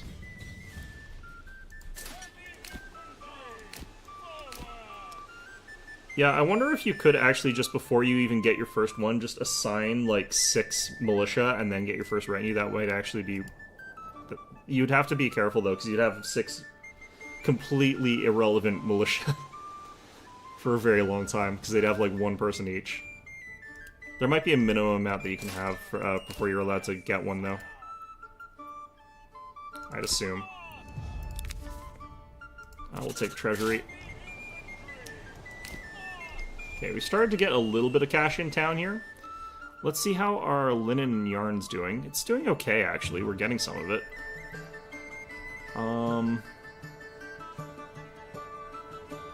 Alright, that's good. Yeah, that might be an interesting trick to try out in my next playthrough, is, like, to just slam out an immediate, like, 6 stacks of Spear Militia or something like that are all really, really bad. And then build, like, a retinue in each province, like, after that. That's actually a good thought experiment. Because I do know you can go over the 6 cap with mercenaries, so like, if you did that and then you bought, like, mercenaries after that, that might actually be really funny. Mind you, I'm banned from getting mercenaries the rest of this playthrough, because, like, it's just these guys, except they're gonna get taken up by the, AI. Which, does suck, but whatever, you know.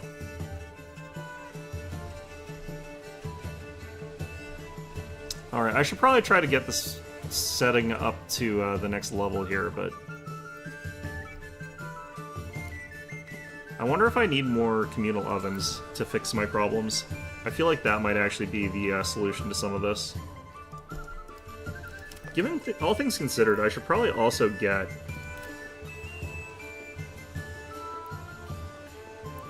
Where even is that? I can't remember. Oh, here. Charcoal kilns. Where have I got my... Woodcutter's Lodge is there. I feel like I should not be putting this here. That just seems like I don't want to put it right beside my house. So I'm just going to be a bit of a NIMBY about this and put it over here. 10 people minimum to make a militia.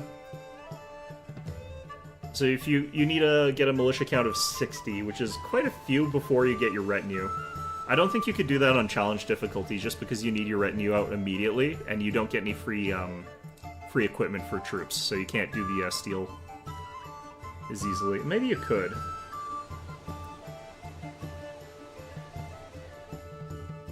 I try not to play with mods, generally speaking. There are some games where it's like you kind of have to mod them, but I generally sort of try to play without mods whenever possible.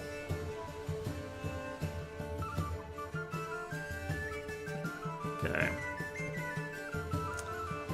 I'm assuming, like, eventually the developer is gonna, like, have this more, like, well-balanced, though. Like, my assumption is that rebalancing stuff is gonna be a part of the game plan here. So I'm not too concerned about the game balance being off right now. Like, that being the case is kind of bad, but it's not, like, the end of the world sort of thing. Okay, I have to get more houses, which sucks because I'm out of food, but let's actually get some that can be vegetable farms here.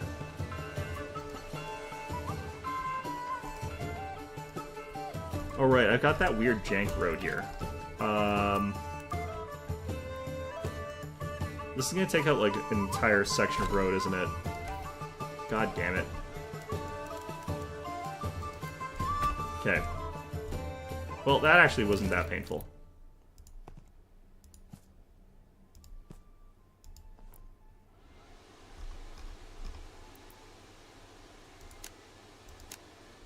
Alright, we'll do that. We'll turn those into vegetable farms again. Yeah, the up archery damage thing, I think, is a mixed bag, because you can't do it right now. You have to have the units that can counter the archers. Like, you have to have some sort of, like, fast-moving thing that can counter archers. Can you even delete your manor? I guess you can. I'm not even sure if that actually does get rid of your dudes, though. What did I lose money from? What's going on here? Was that taxes? I don't think it was. What am I importing? Oh, food, right. I'm importing eggs, I think. I'm gonna set this to no trade.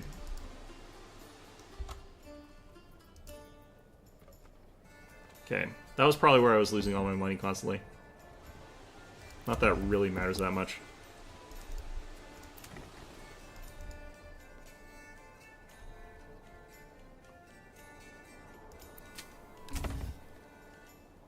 I still feel like these fields are a little bit bugged. I don't know.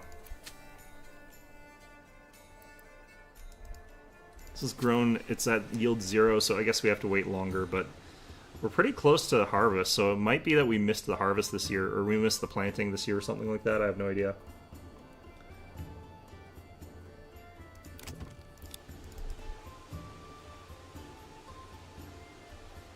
Okay, we got enough that I can do that now.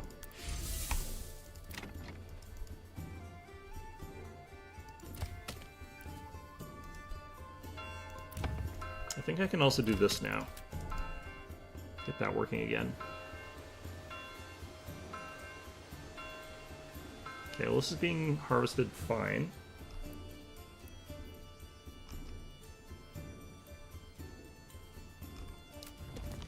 Okay, so there's only one more province to fight over.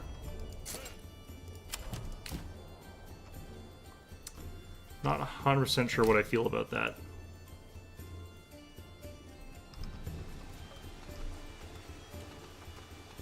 I forget, do you get back... How much of your materials do you get back when you demolish something? Let's check here. Construction reason... I think it's all of them. So that might actually be an interesting thing for me to try, but I'm also worried about doing that, but...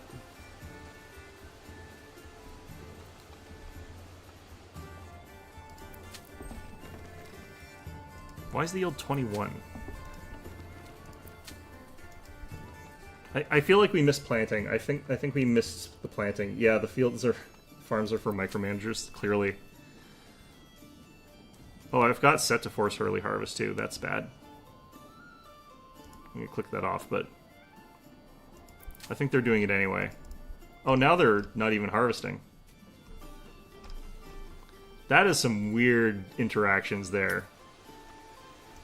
I don't know about that, man. I feel like that is not cool, dude.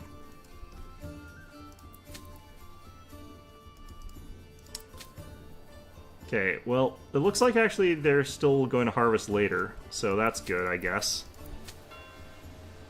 This was set to that was the problem. Okay. Save first. Yeah, probably. The problem with saving is that it does create an exploit where... Here, I'll show you. I don't mind if it happens here. Or I'll do this. Actually, let's do it like this. Okay, so we'll demolish this. Do I even lose the retinue, though?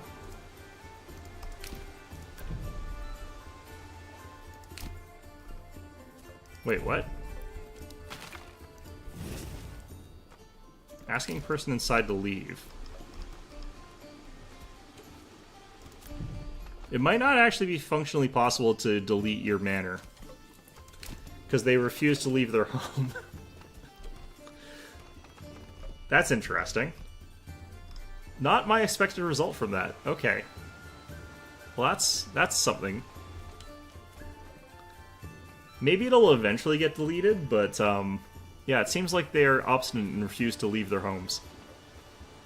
Those bastards. Okay, well, I have 221 spears. I should probably sell some of those.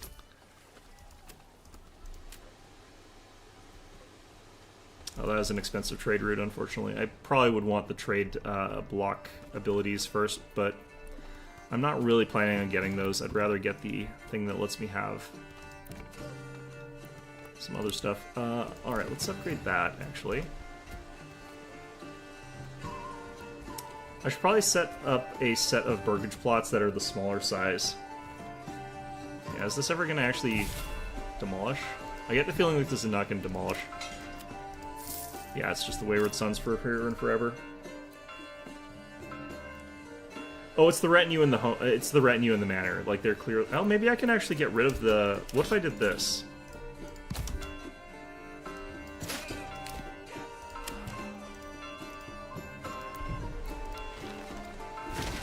Ah, okay. You can get rid of the retinue from the manor, but now we've got the problem that there is in fact a retinue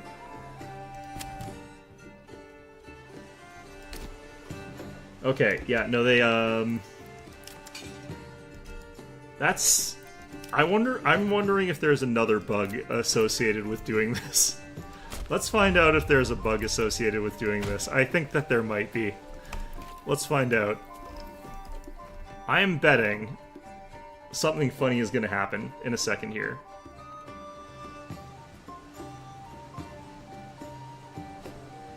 I feel like you have helped me find a new and exciting exploit that is stupid and should not be in the game. Okay, so we got our retinue here. We've got like the manor that's about to be built. What is the interaction in this game when a retinue gets built when you've already got a retinue in the same province? So I get the feeling like I know what the answer is going to wind up being, and I do think it's very funny. Maybe I should just burn the field. Maybe that would fix my problems here. Yeah, we got 80 wheat from that, that's fine. I like how these guys are just standing around here now that they've got no home.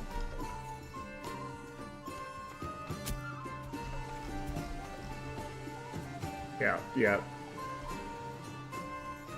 Playing outside the developer's plans. I think this isn't so much a plans thing, I think this is just, you know, like an oversight, potentially, which, you know, might not be. He might have thought of this. He might have figured out that this is a thing that could potentially happen, you know? And the reason, like, you wouldn't want these guys to be disbanded is because you did have to pay potentially for, like, 24 of these guys, and you may want to, like, relocate the manor. So you don't want them to disband necessarily. What I would actually do is refund the money. Like, you disband that, you lose the retinue, you get back the money that you spent on the retinue. Like, that, I think that would be the way you would go about this, doing this. But, let's find out. Ah, no, they did think of that. Okay.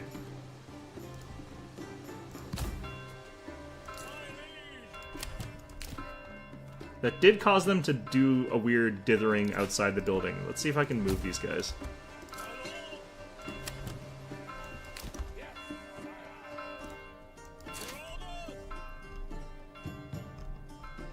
Yeah, I was wondering if that was going to add another, like, retinue slot. There must have been other people, though, that pretty early on figured they wanted to move their castle. This has caused, like, a weird bug, though, where these guys don't seem to want to go back inside.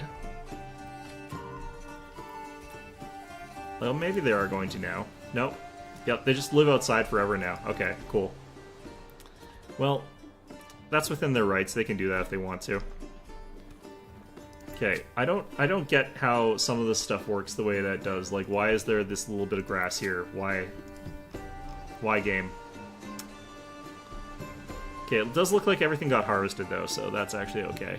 Like, we did miss some of it, but it's okay. We'll be fine.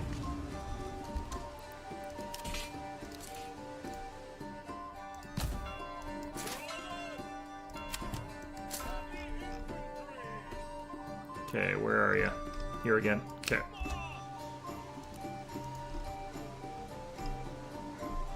Well, honestly speaking, I think this is a pretty nice looking town so far. We've got a population of like 204 so far, which is, you know, fine. I do want to start developing these to like higher level houses though, so let's get working on that. Requirements not met. So what's food stall supply? We don't have enough food variety again. All we have is bread. Wait, what's going on here? People are homeless? How did that even happen?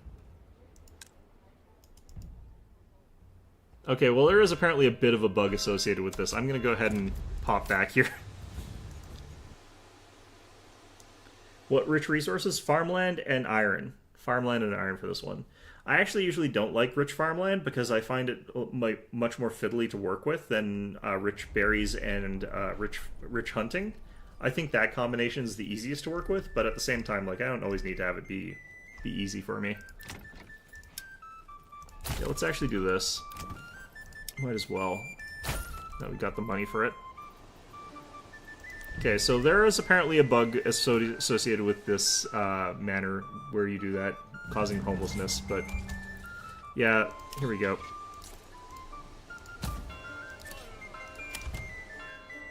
And these guys will refuse to go back into their homes, but, you know, it's a different issue.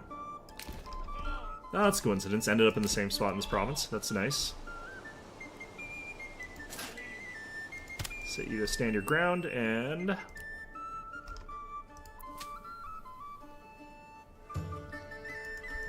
Yeah, so that barbarian camp spawned early because whenever you do a load save, it spawns a barbarian camp. It spawns a brigand camp or whatever.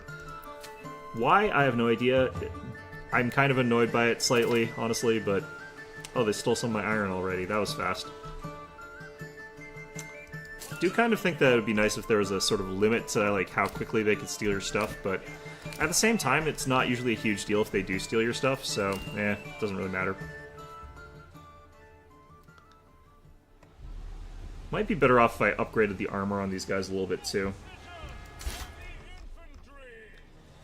Yeah, as far as, like, resource spawns go, the only ones that I think are kind of unplayable are the ones where you start off with, like, stone clay. Like, if you have that combination, it's actually really rough, because those are really garbage resources. Like, stone barely sells for anything. And you don't use it for very much right now. If you could use it for big, elaborate castles, that would be one thing, but as it is, you don't really do that. Let's put that in the treasury.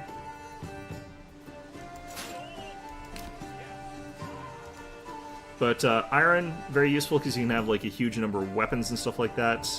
Like berries and animals is good because you can get a lot of that.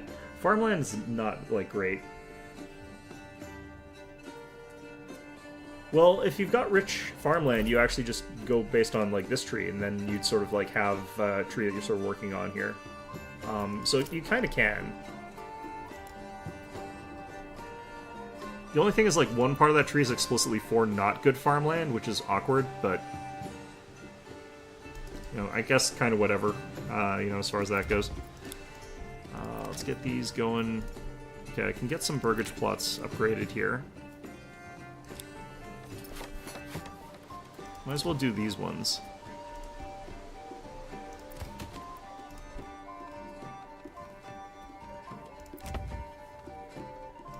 Apparently I need more logs. Do I still have people working in the saw pit? I'm gonna turn this off for a while.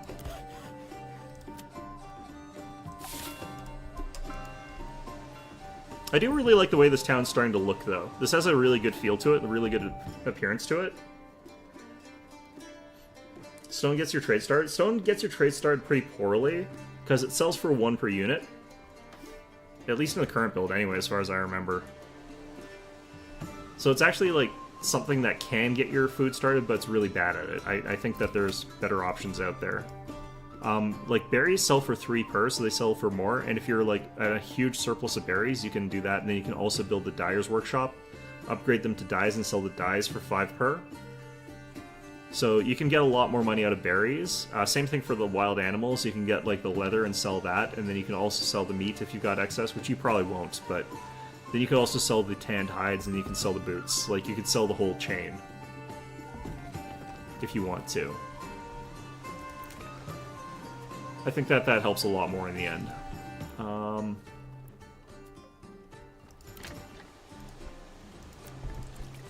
come you can't upgrade? What the hell? Tavern supply is low. What? Really? I thought we had tons of beer. I guess I need another tavern worker.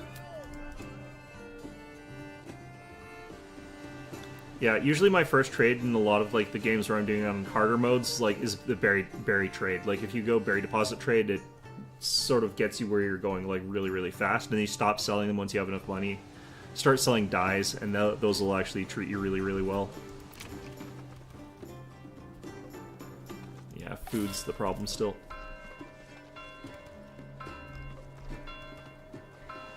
What's going on here? Harvest season has ended. That's fine.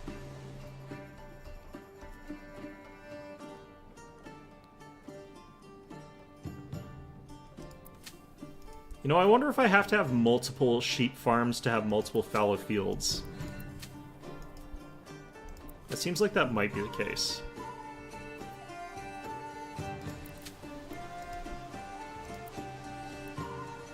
I don't feel like I'd get it just by adding another sheep farm here, another person working here.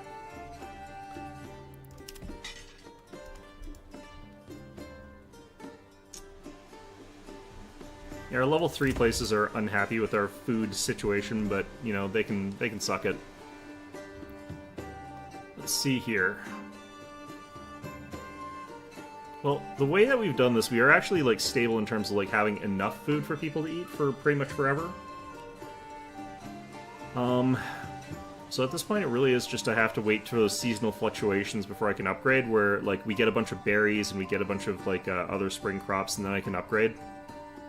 Like, we get the vegetables in, which, again, I should probably actually be building more vegetable gardens even now. So maybe we build, like, another 4 sets of vegetable gardens back here.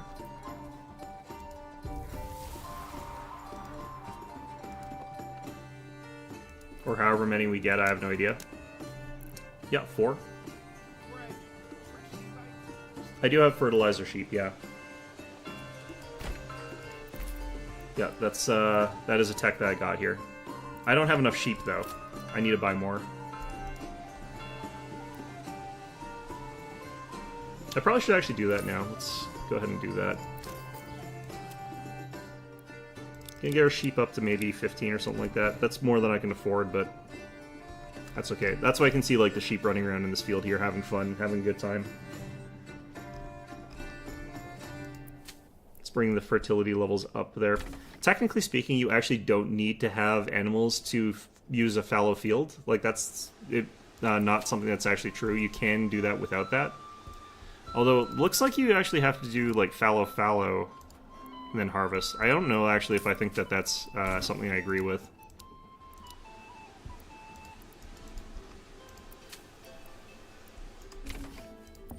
I kind of feel like that's how they've got this set up, though. That's kind of dumb, though.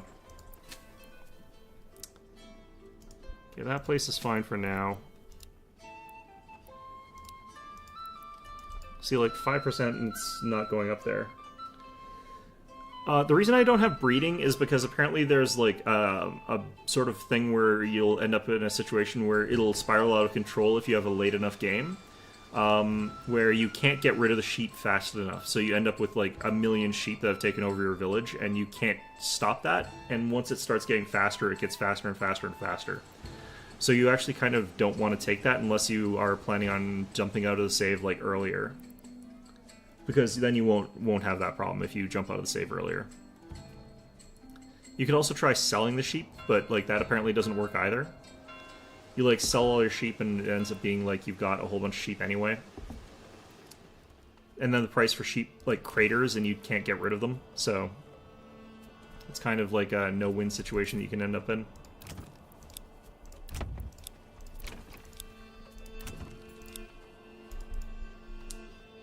But that might have been fixed. I actually don't know. I just know that that was, in fact, a thing that was happening to people. I think to work multiple fields, I do actually need multiple sheep farms, which, again, I'm not super happy about, but I think that is actually what's happening here. Manor Lords Rise of the Sheep, yes. It's a little bit like Australia with their emus. Okay, let's add vegetable gardens. These won't start till next year, but, like, getting enough surplus vegetables will solve some of my problems, honestly. We're at $0, fantastic. How are we doing on, like, linen and stuff like that? I would not mind selling some of our linen, but it looks like we're actually selling it all in our own markets. Allow for other stock breeding? That would be good. If they did allow that, that would actually be something I would appreciate. But, yeah, as far as I know, that's not a thing in this game.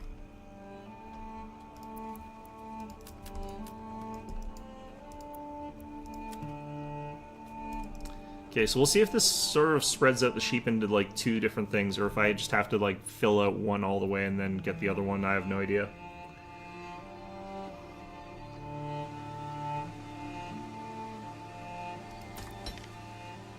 Why do I still have people in this mining pit? This place is empty, isn't it? I guess I just forgot to take them out of it. I'll put someone in there, though. I'll switch that.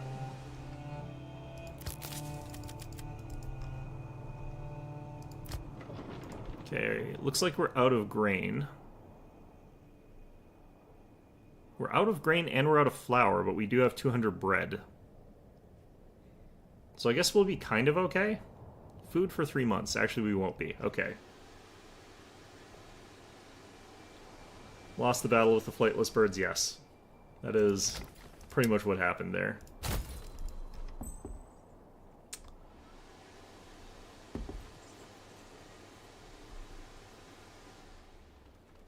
I think, like, the bugs that are causing, like, the farms to not work quite in a sensible way is what's making this hard, though. I do feel like there is definitely a sense of, like, there's some weird bugs going on with the fields.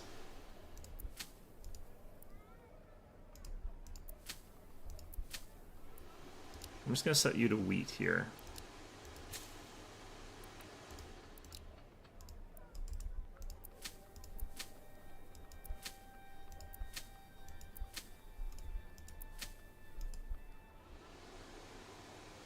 Okay.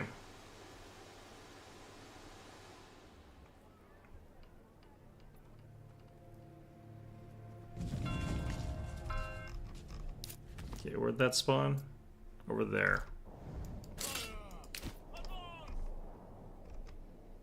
Maybe like here?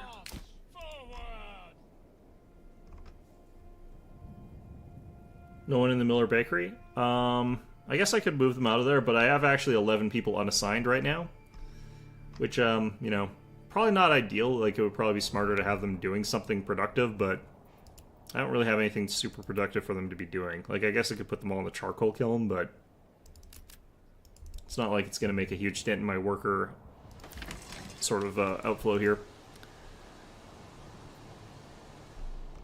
So we haven't... I can't tell with the snow if we've got any sheep running around in new fields yet. They're kind of invisible. Yeah, it's really hard to tell, actually, like, if they're...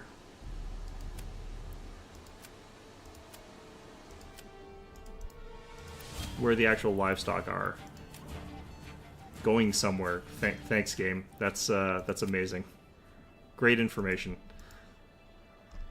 Extra logging or charcoal. I don't necessarily want extra logging right now. I don't have a ton of extra space for that. I could put another person in forestry, but... yeah, I don't want to have too much of that going on.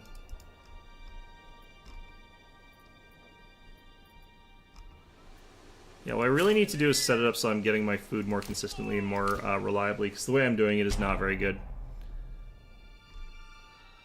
Like, just some years they don't harvest properly.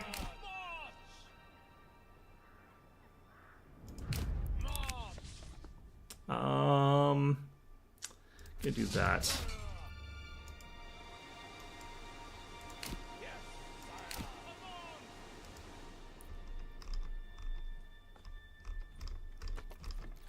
Also, not sure if we actually even harvested out of our burgage plots like the vegetable farms. Kind of looks like we didn't. Which is interesting. We're in February, we should be getting our berries coming in just about now.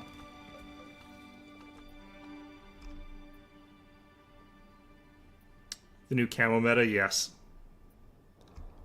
I do just like that berry deposits do shrink, though, because if you are in a berry, like, province and you need that for dyes and stuff like that, the fact that it could shrink is kind of really awkward.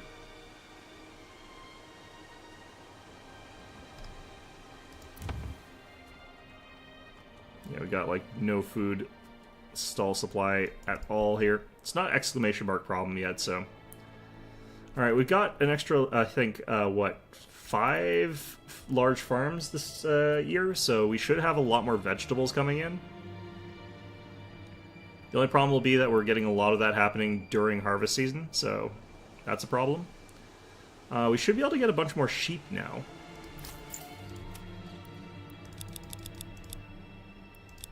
So we'll see how they get displaced. I'm wondering if it maxes out one field first and then goes to the next one. Like, I might need literally like hundreds of sheep before I can actually do this. Which would kind of suck, but also, like, it would not surprise me. The ox is also missing little strips. I have no idea what's going on here. Like, these little sort of little blobs Might just be a graphical thing or something. I have no idea what. You're back. Let's disband that.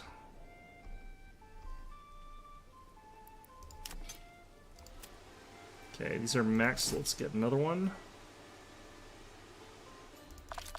Yep.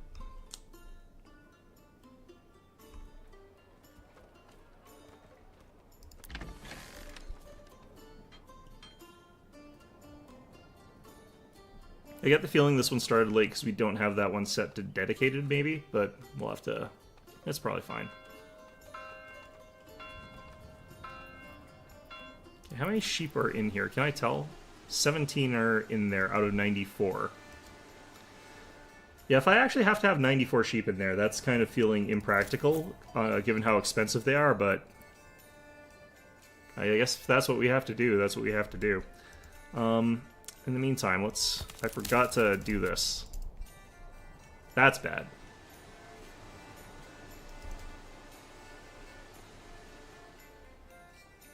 It's weird that you can't grow new berry bushes, like just have people sort of curate them and plant them, but... yeah, whatever.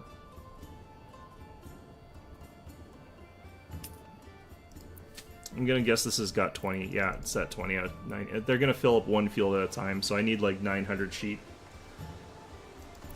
That is brutal. Okay. So...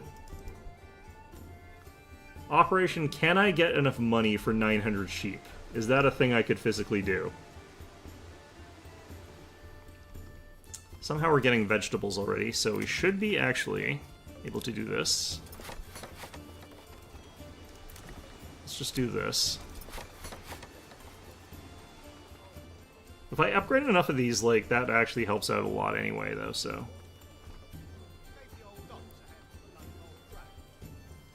Okay. The thing I need to think about doing next is getting, like, another set of farms down this way, and another bunch of houses over this way.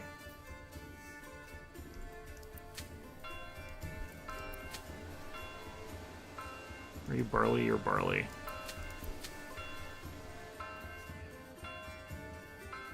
How's this wheat almost already ready, but they're still not done plowing this field with this oxen? What's going on here? Something weird's going on there. No idea what the hell that is.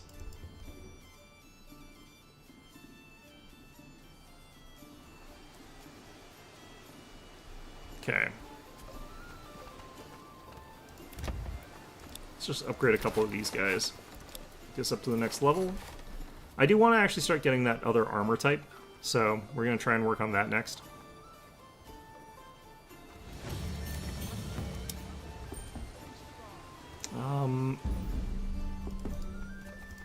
So we go into here. I could actually do just berries and get more food, or I could get beekeeping and get more food that way. That doesn't get you a ton of food, though. I could also go down the trade route, but instead what we're going to do is basic armor making.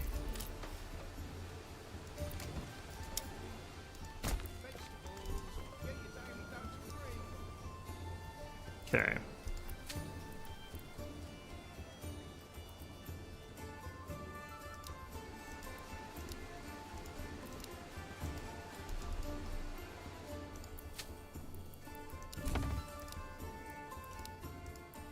Oh, I think I can get away with that, honestly.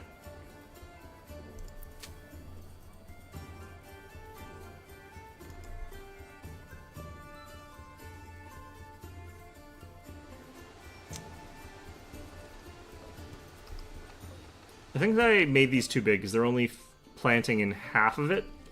Or they could have been too busy during the early years, so it's hard to say. These seem to be a better size. I kind of wish I knew, like, how big exactly you could go with these. Because I don't actually know exactly how big you can go with them. This is clearly too big, though. That's fine, though. Alright, what do I need for the next set? I need, 10 level 3s. The level 2s are actually technically irrelevant for this, but... Let's see here, I need planks.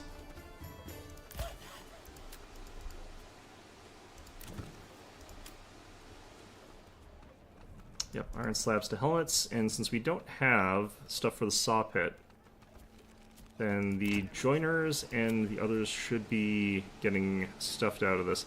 I do wish I could disable this this thing here.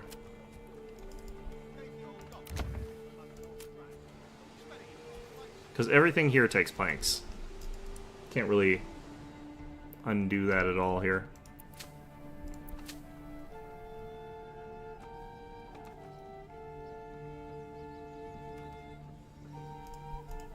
Well, either way, though. I do think that this is basically a one game again, but what we're trying to do here is not to actually win the game the way it is. It's to make a really nice village, so I'm not really even fretting about the actual objective. Or even thinking about it. It just provides a nice little distraction between things that can earn us some extra money or something like that. But I do think that your whole economy maybe runs a bit smoother if you don't do any military stuff. Like, that actually might be the case.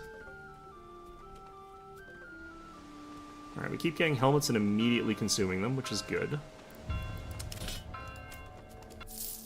Okay, it's just these guys still. Yeah, we do have enough troops now that we can win the fight at the end of the game here. I think that that is definitely just the case.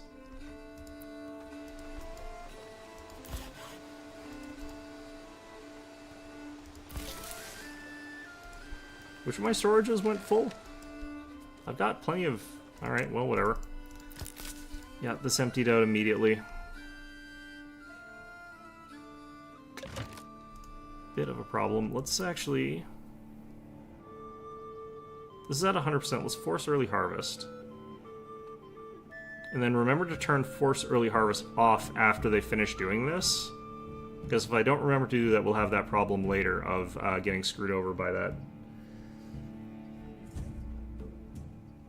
Well, on the plus side, if your point of sale at work went down, or a piece of shit, I actually can't tell if you're swearing or just saying point of sale, you know, that's even more boring because then you can't even do your work, you know? So it's like taking a little bit of a mini break during the middle of the day, you know?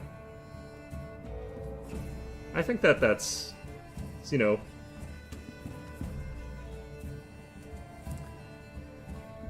I heard that apples are broken right now unless they fixed it. I heard that they don't actually get eaten. Do you actually know if they fixed that? I actually don't know.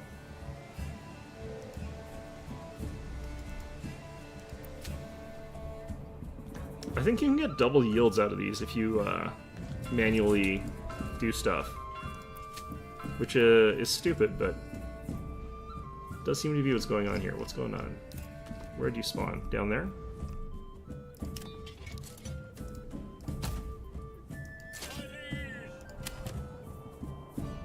Okay. It's great to hear you again. Alright.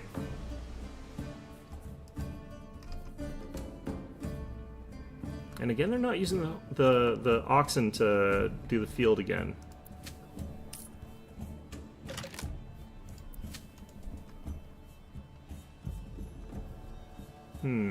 Yeah, I have a feeling like my main problem here is I need to have much larger amounts of sheep to get the sheep or the fields from being fallow like this. And I think there's a build order that's probably different that I should have been doing or something like that. It's up to 59. We do have some wheat in storage. Are we out of beer? No, we have lots of beer. We have tons of ale. Interesting. A family is hungry. We have food, though. Yeah, that went away real fast. Okay. Yeah, relying on wheat is real, like, sort of feast or famine stuff. It, like, bounces back and forth, like, really badly. Not my favorite. Make them to have the variety.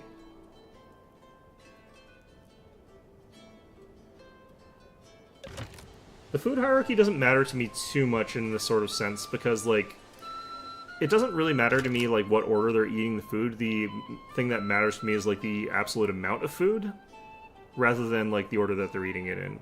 But I can see it mattering. I can understand it mattering.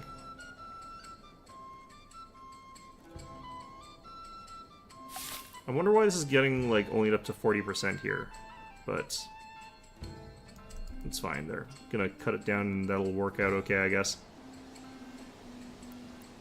I do feel like they're trying to, like, double harvest some stuff. I think this is clearing, actually. Nope, plowing. They plow again in the spring, though. You need them for variety. Yes, variety is important, yeah. But they don't seem to care if, like, as long as a variety of food is available is what they seem to care about, not whether or not they're eating a variety. So it's kind of a weird thing with them, I don't know.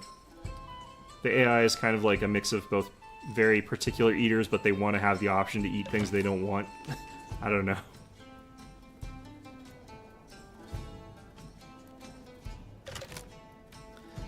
I guess the reason that, like, the order of operations for eating matters is, like, for how long you maintain variety, but again, that only matters if you're trying to, like, upgrade stuff very aggressively, which I'm not. No space left for production. How? Do I need to build more storehouses? No, that looks good. That looks good. I guess maybe I need to do this.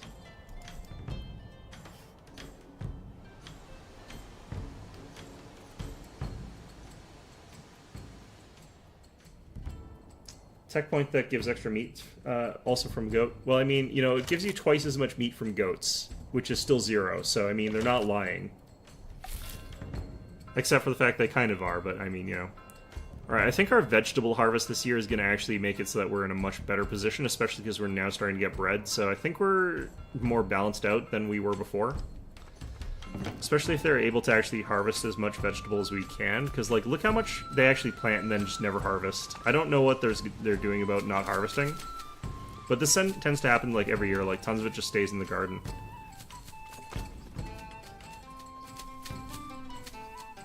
I guess it's to try and balance out, try and make it so that, like, gardens are less viable. It does make it really hard to judge how big your gardens should be, though.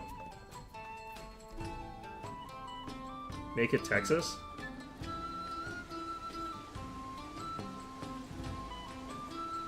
Closing the store just got easy for tonight? I mean, yeah, sometimes if your stuff breaks, that's all you can really do. Yeah. Alright, so this field has got, like, 20 out of 95 sheep in it. It's not really recovering that quickly, but got 1.1 thousand firewood. We've got 1,000 firewood and 50 charcoal. I could probably lay off on my woodcutters for a little bit here.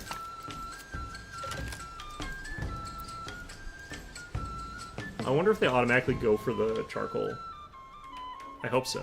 That would be inconvenient if otherwise. It's also hard to tell, because sometimes they'll, like, pluck all of the crop and then they'll replant it for some reason, like in autumn. They'll replant it at a time where they obviously can't actually use it. So that's also really weird. The AI does a lot of weird stuff in this game that's kind of awkward. Okay. Getting lots of grain and everything. Ah, here we go. Oh, shit.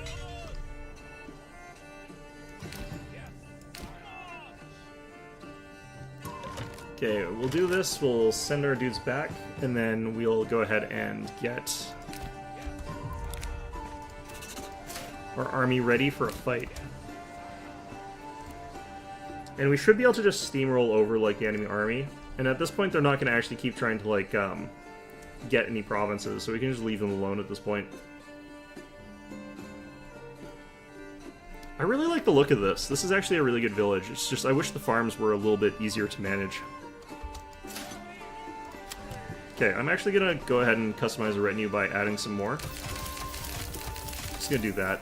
Just going to get the maximum number instead of the upgraded equipment. Although, the upgraded equipment might have been smarter.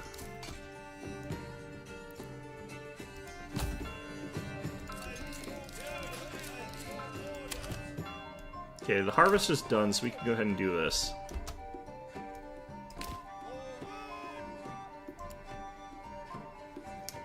There comes the swarm. 1, 2, 3, 4, 5. We got 6 units here. I guess I should have known that. Won't have the replacement point of sale until Friday. What? Today's Wednesday. That is brutal.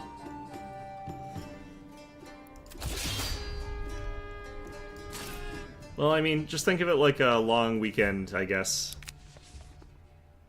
He's not offering me that much money here. Let's drop that there.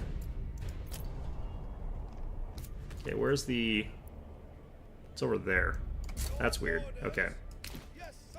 I have no ability to really get archers this time. Like, I've got a little bit of money, but it's only enough for like 1 month, so it's not really worth getting. Actually...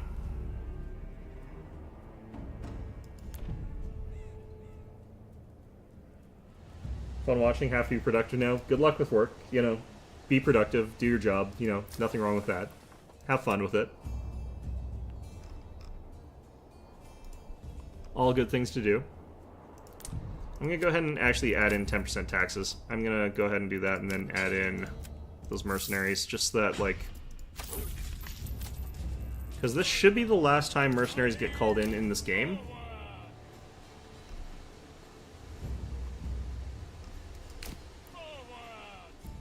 And having them... Godlos Square? I actually don't know the names of any point-of-sale devices, even though I've used a lot of them. So I'll just assume that's the name of a point-of-sale device. Like, I've used them and I've never questioned, it's like, what is the name of this point-of-sale device? It's not really something I've ever bothered doing. I do like that the acronym for that, though, is literally what all people who work with them think of it as. It's like, oh, this stupid piece of shit.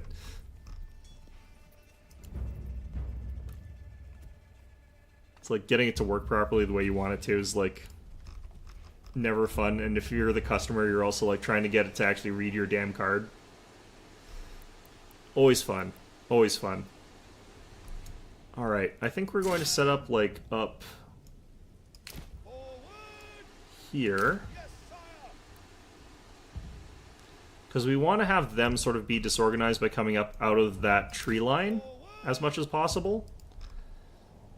And if we can get our archers to be like back here, that would be ideal.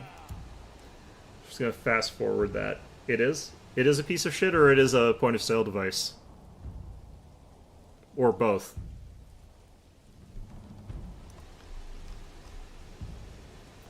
It's one of those answers that's both ambiguous, but also could very easily just apply to everything I was talking about. Oh, man.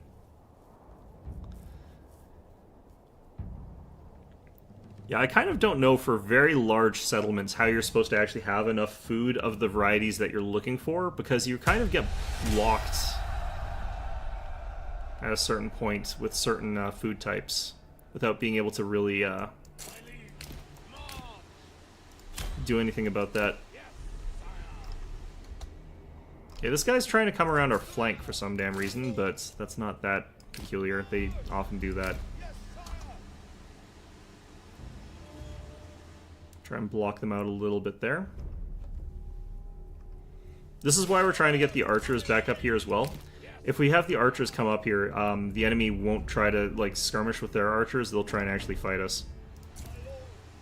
Yeah, these guys have run the hell away because they've got that stuff coming down on them. Now, we could actually just send a spear militia to go chase them for a million years, but since they don't do any damage, it's kind of better for us to do other things with our time.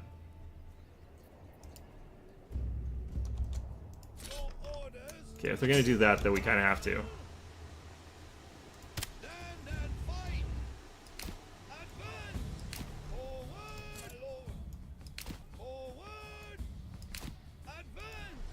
Okay.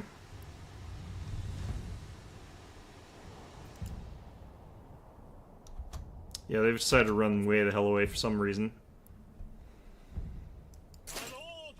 I could honestly just run these guys, because they're honestly not going to be that effective or useful in the actual combat.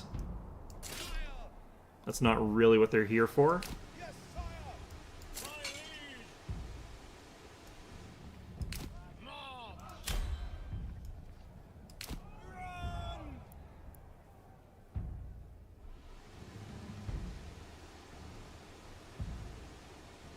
Okay. I love how these guys just keep trying. They're like, what if they let us, like, scoot past them over this way? I love how the archers are just going in a way that is the most dangerous for them. That's lovely.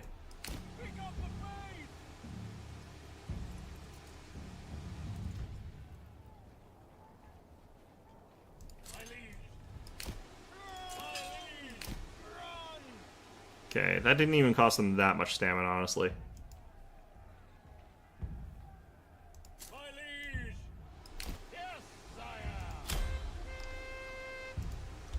Okay, put you guys on defensive.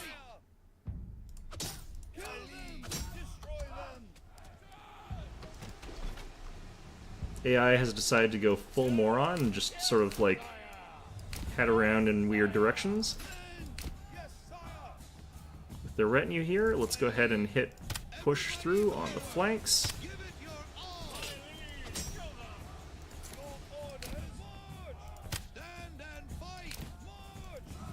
Okay. We'll catch this unit, but we actually want this one to be able to slip past and go after these guys here. I'd rather not catch them. They did get caught. That sucks. We have to sort of chew through these guys quite quickly, so I'm actually going to get these guys to switch to push forward.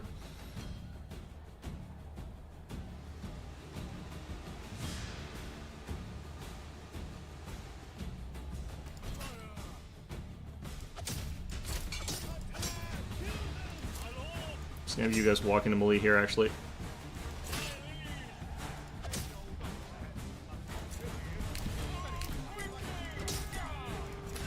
Alright, put them to the route.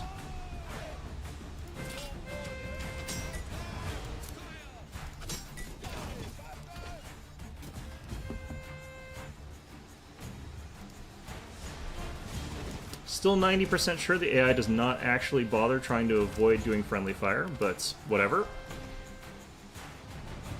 Maybe it's the button you hit and they automatically just don't cause friendly fire, regardless of whether it makes sense for that to be true or not. I mean, it could be... No, I think Kizzy can also do this. Strange. Okay. I'm not going to think about it too hard. It's fine.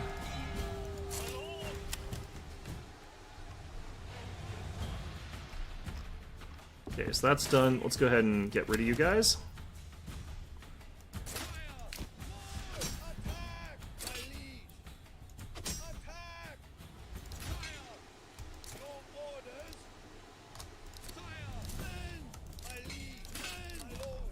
Okay, I'm going to take these guys. We're going to send them all home, get them back to work. One of our retinue died, which is a bit unfortunate.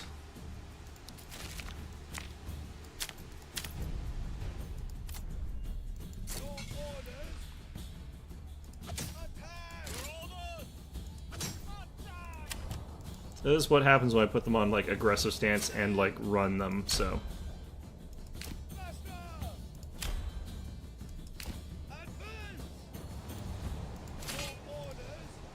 Yeah, that's not working properly. Never is.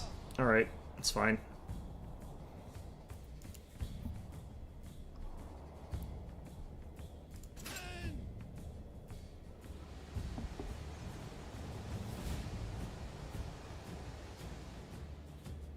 Yep, eventually these guys can't run anymore, and we take the province.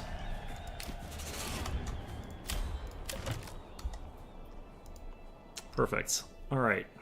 That did cost us a lot of labor, so we have stuff that didn't happen. So now we're behind on food again. Tons of grain, tons of flour, though, so... We'll catch up eventually once our baker gets back from fighting in a war.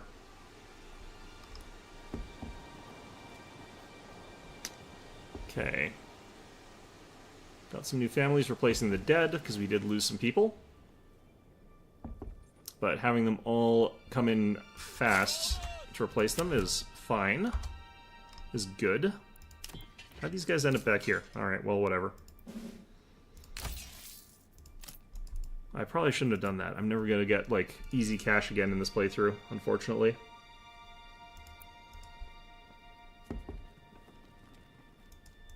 Yeah, these are all just replacing the dead.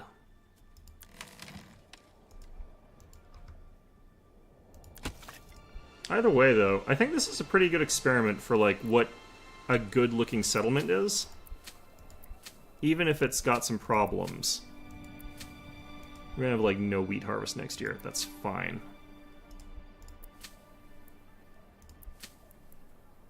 This is already high enough. I'm gonna switch that to on.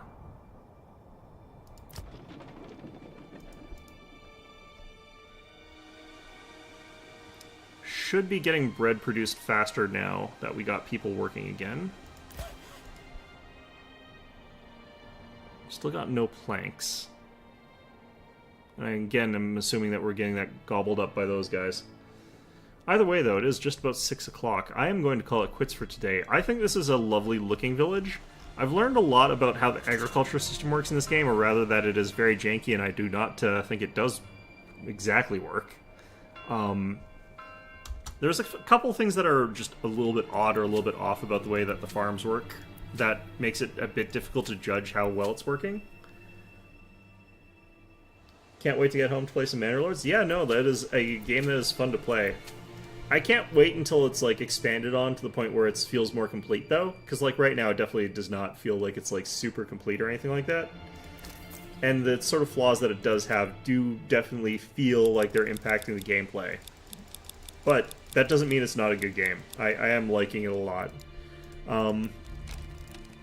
I just hope that they don't listen too much to the people who think that this should be, like, a total war game, because it definitely is not really gonna be able to be that. I don't think that the mechanics in it, and I don't think that the sort of levers that you could pull to make this game more in that direction really work. So I do hope that they sort of temper those expectations and lean this more towards being a really good city builder, but if they decide to try and make this a really big combat game with lots of fighting and lots of wars and stuff like that, then I guess that's their decision, but I really like the city building element of this. I think it's well done. I just think it needs to be sort of like rebalanced, retuned, and completed. Like the AI for the farms really needs some whatever the hell to make this not happen the way it's happening. So, in any event though, yeah, I hope you guys found this one enjoyable. Hope to see you guys around for the next one. Monday is going to be some more of this one. Once I'm on my vacation, I'll be doing something else. But yeah, hope to see you guys all next time.